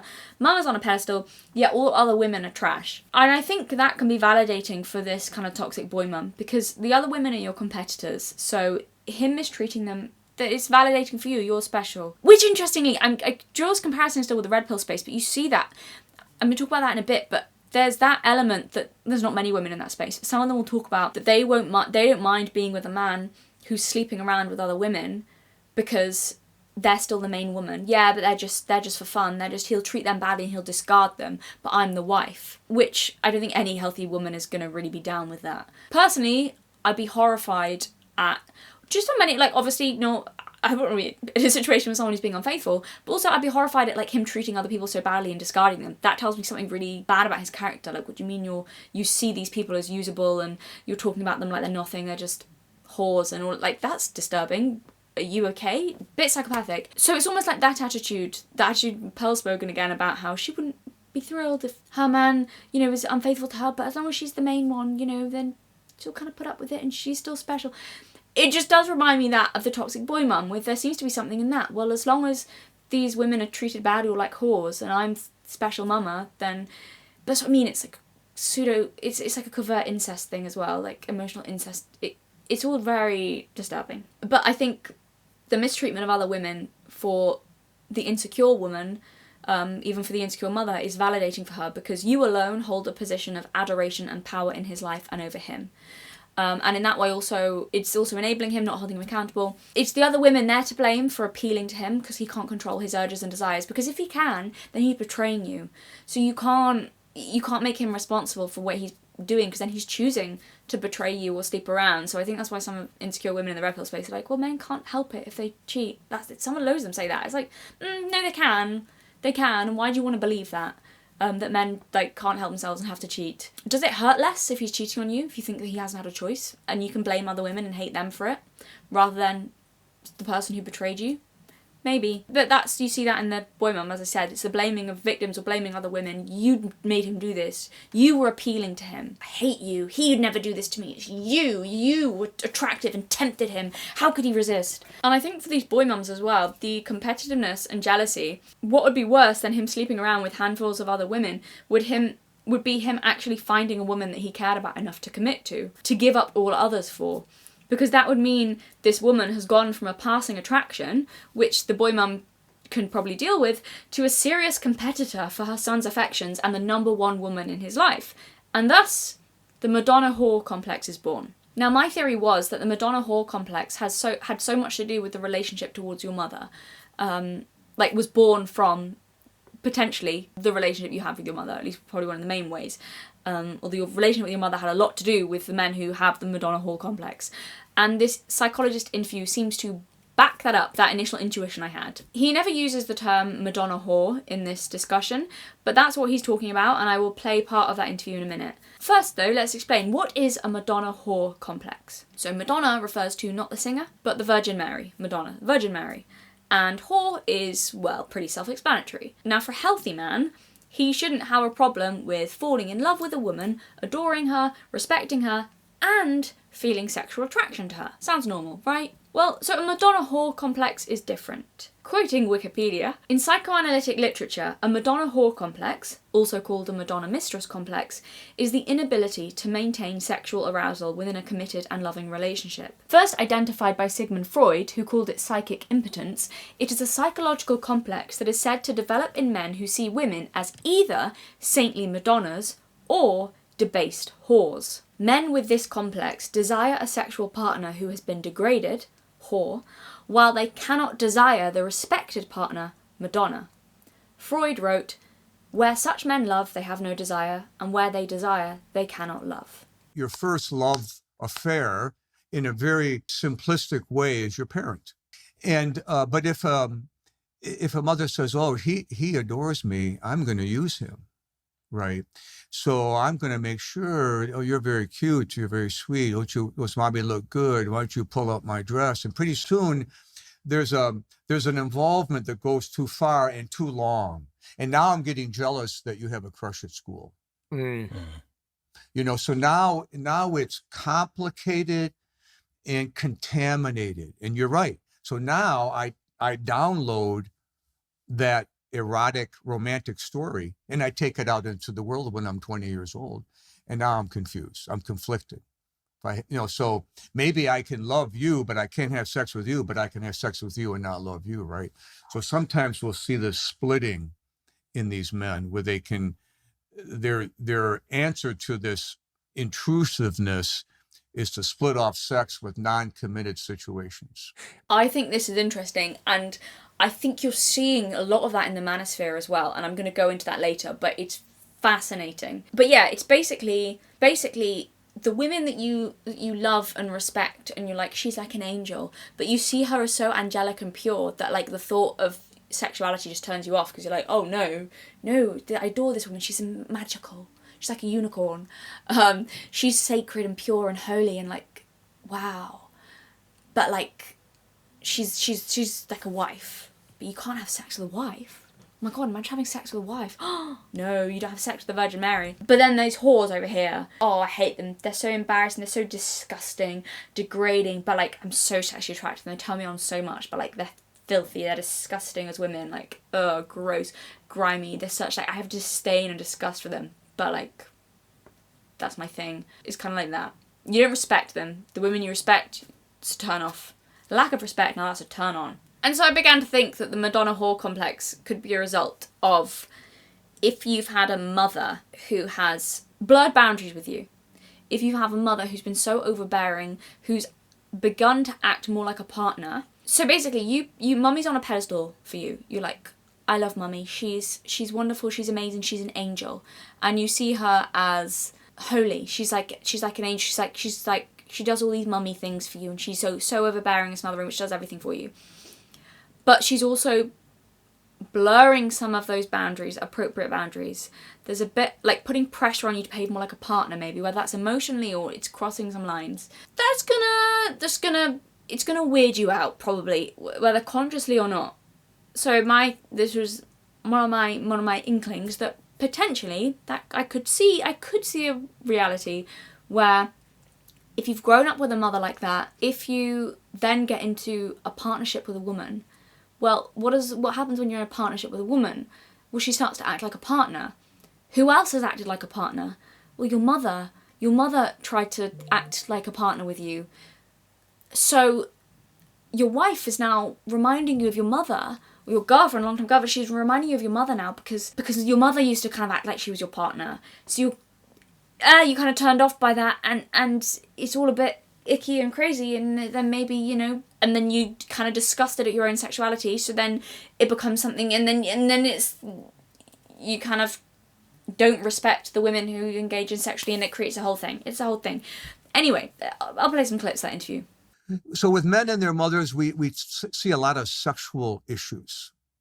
You know, when there's, and also of the father and the daughter in a heterosexual, where the daughter is the sexualized girlfriend, we'll see her have similar issues like the man. So if you're suffocated, so icky is the way to describe the end of the continuum when there's a sexualized or boyfriend or surrogate husband or wife. On the other end of the continuum is the feeling is suffocation. You could have somebody who felt both suffocated and sexualized. So suffocation is the broader enmeshment feeling, right? I'm suffocated by the relationship. I can't breathe. So a part of me needs to protest.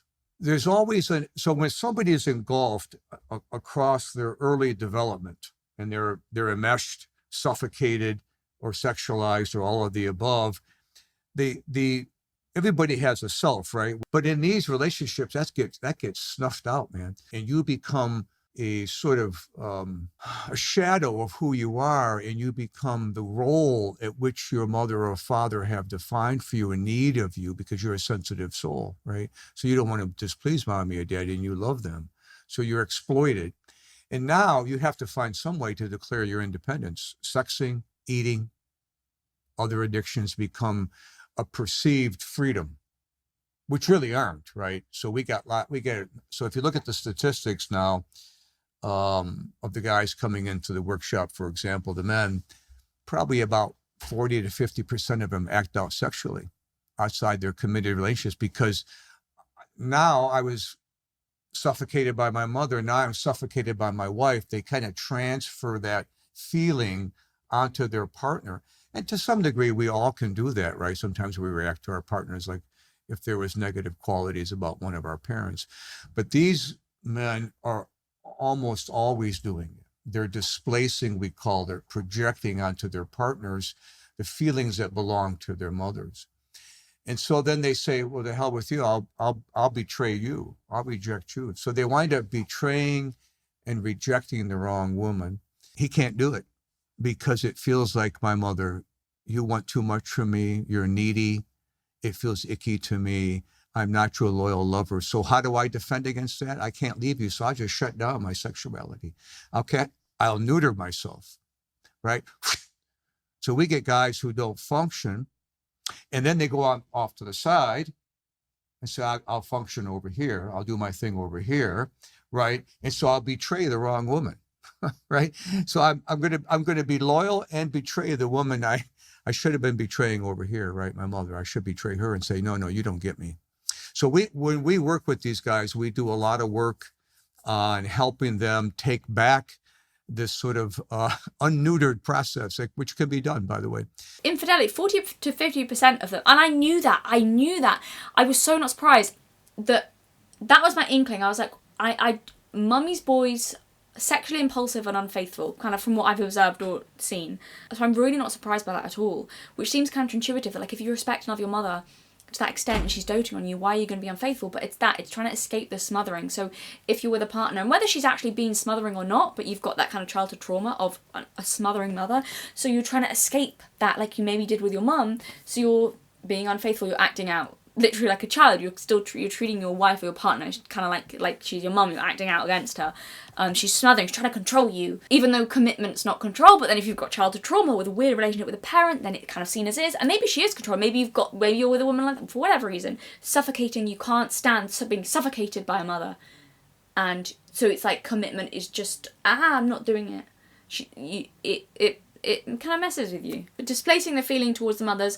But that's what I mean. That anger towards women is that's what I believed, was that there was something to do with being angry at your mum, but you're displacing that feeling. You can't lash out at her, or for whatever reason, even consciously, you're not throwing that anger at her. So you're diverting that anger for your mother, and you're throwing it at the wrong woman. You're punishing the wrong woman, other women for being angry at your mum, because you won't punish your mother for it, but like unconsciously, but That doesn't surprise me. That was my theory. But again, it's interesting. It's more emasculation. It's more emasculation.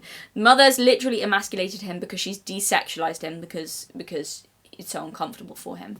So that enmeshment with the mother does affect sexuality, which isn't surprising.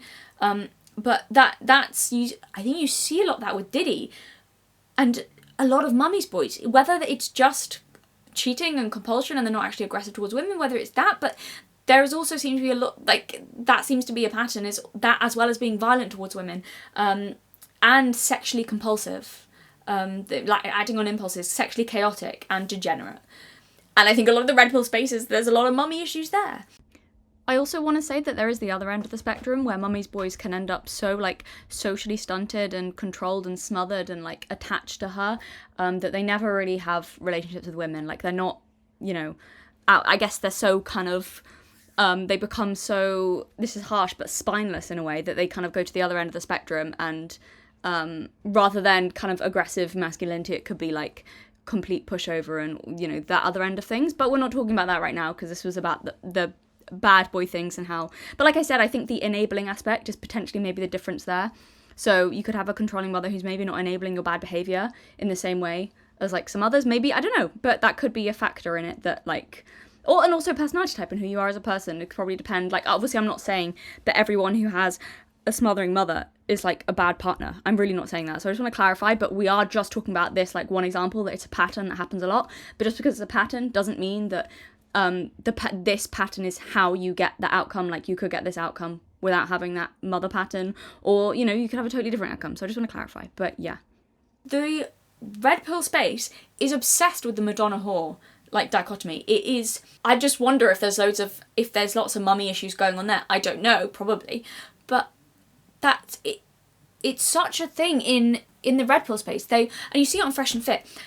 They will talk about the mythical, ideal, perfect wife that they'll one day marry and they dream about. And lots of the red pill men, it's like, this woman she doesn't exist anymore, she's from the past, or this mythical 18-year-old perfect virgin who's holy and sacred and doesn't have a personality, by the way, because this is all, women are not complex in this, okay? So you've got the holy virgin who is the ideal wife. But the ironic thing, and this is well known, anyone who looks into the red pill space, so these men are not actually attracted to those kinds of women. They say they are, but they're not. You know how I know they're not? Some women who go on these shows, like Fresh and Fit and the whatever podcast, OnlyFans models or whatever, people ask them, why'd you go on these shows? Why'd you go on these shows to get humiliated by a panel of men and have men sending in super chats and calling you sluts, whores, saying you're ugly, like humiliating you, get humiliated for like a couple of hours? Why'd you go on there? To be told you're stupid, to be all of these things. You know what the women say? The reason they go on these shows is to promote their OnlyFans.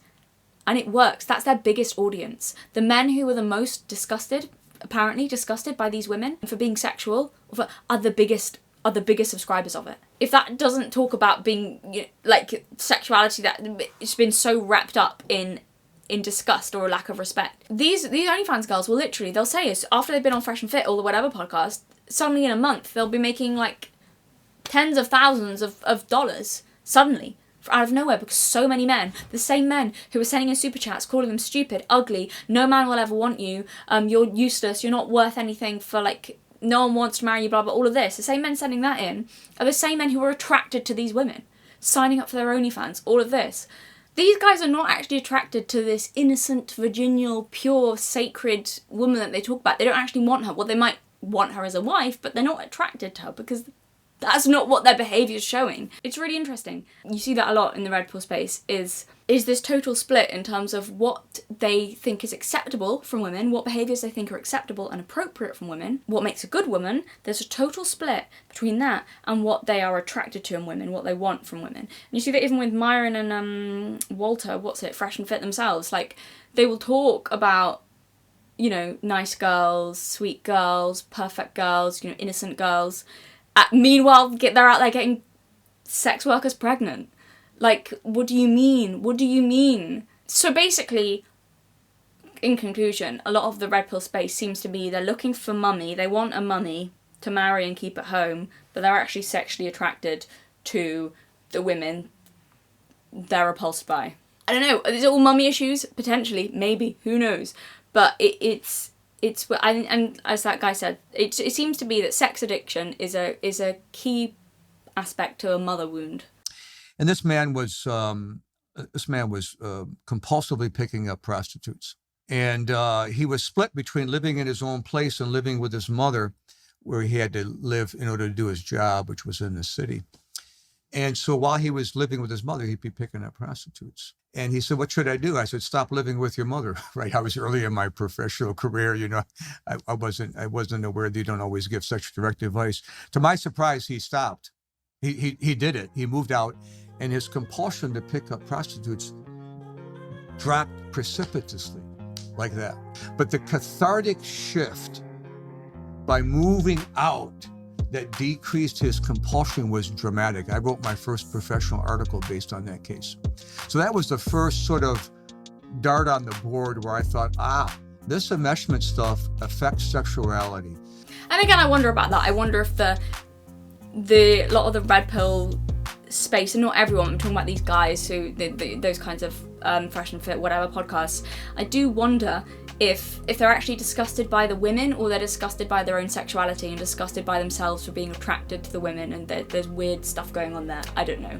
But you know, but mothers out there with attitudes like that, if you're treating your son more like a partner, it's not surprising if the son will then be turned off by a future partner.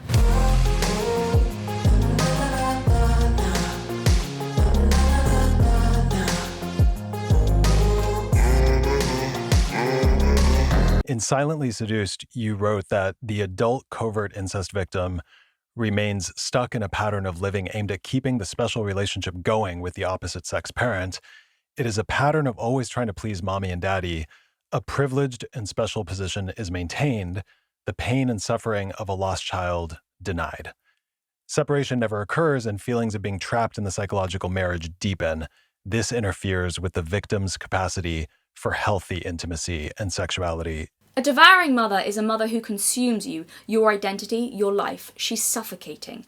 Rather than the positive mother who is nurturing and protective and loving, the devouring mother is possessive and grasping, and you're mine, and you are allowed nothing else and no other identity that is not me, and I will consume all else. Eat you up. Your identity is gone. I'm suffocated. And in terms of advice, just to throw in there, advice for women who are dating a man like that.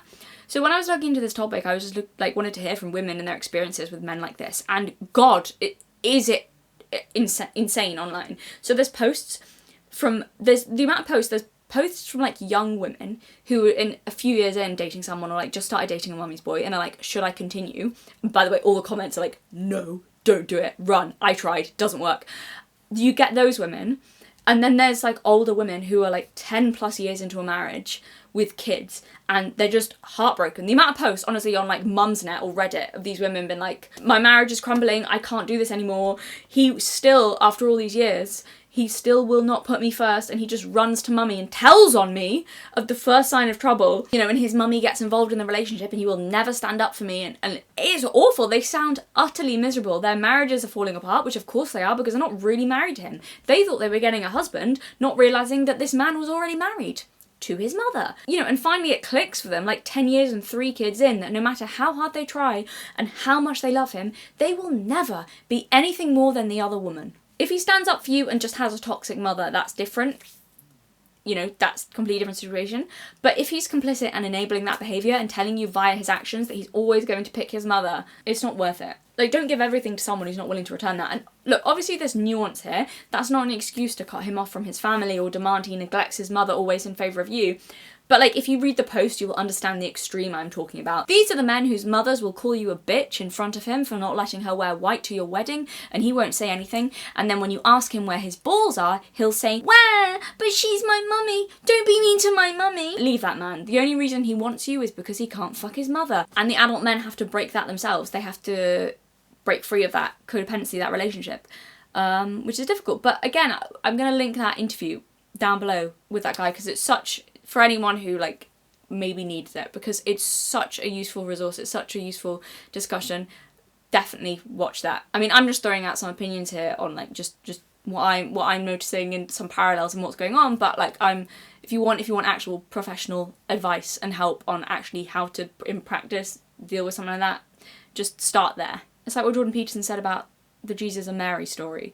I find that interesting, that interpretation. I do really like a lot of his archetypal interpretations of myth, and how he relates them to human psychology. Mary and Jesus is like the story of the mother. The mother's suffering is that you watch your children suffer, and hopefully your children aren't going to be literally crucified by the world. Hopefully it's not going to get to that point.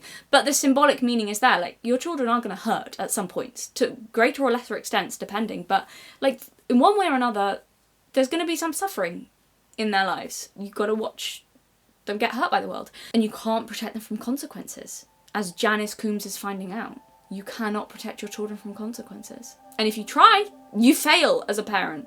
So anyway, let me know what you think. What's wrong with boy mums? Why do mummies boys, why are they so angry at women? What's the deal there? Let me know your thoughts. If you've got any crazy stories, I'd be interested in reading them. Subscribe to Patreon if you like. But thank you very, very much for watching, everyone. And look after yourselves. Your children are not your children. They are the sons and daughters of life's longing for itself. They come through you, but not from you. And though they are with you, yet they belong not to you. You may give them your love, but not your thoughts, for they have their own thoughts. You may house their bodies, but not their souls, for their souls dwell in the house of tomorrow, which you cannot visit, not even in your dreams. You may strive to be like them, but seek not to make them like you, for life goes not backward, nor tarries with yesterday. You are the bows from which your children, as living arrows, are sent forth.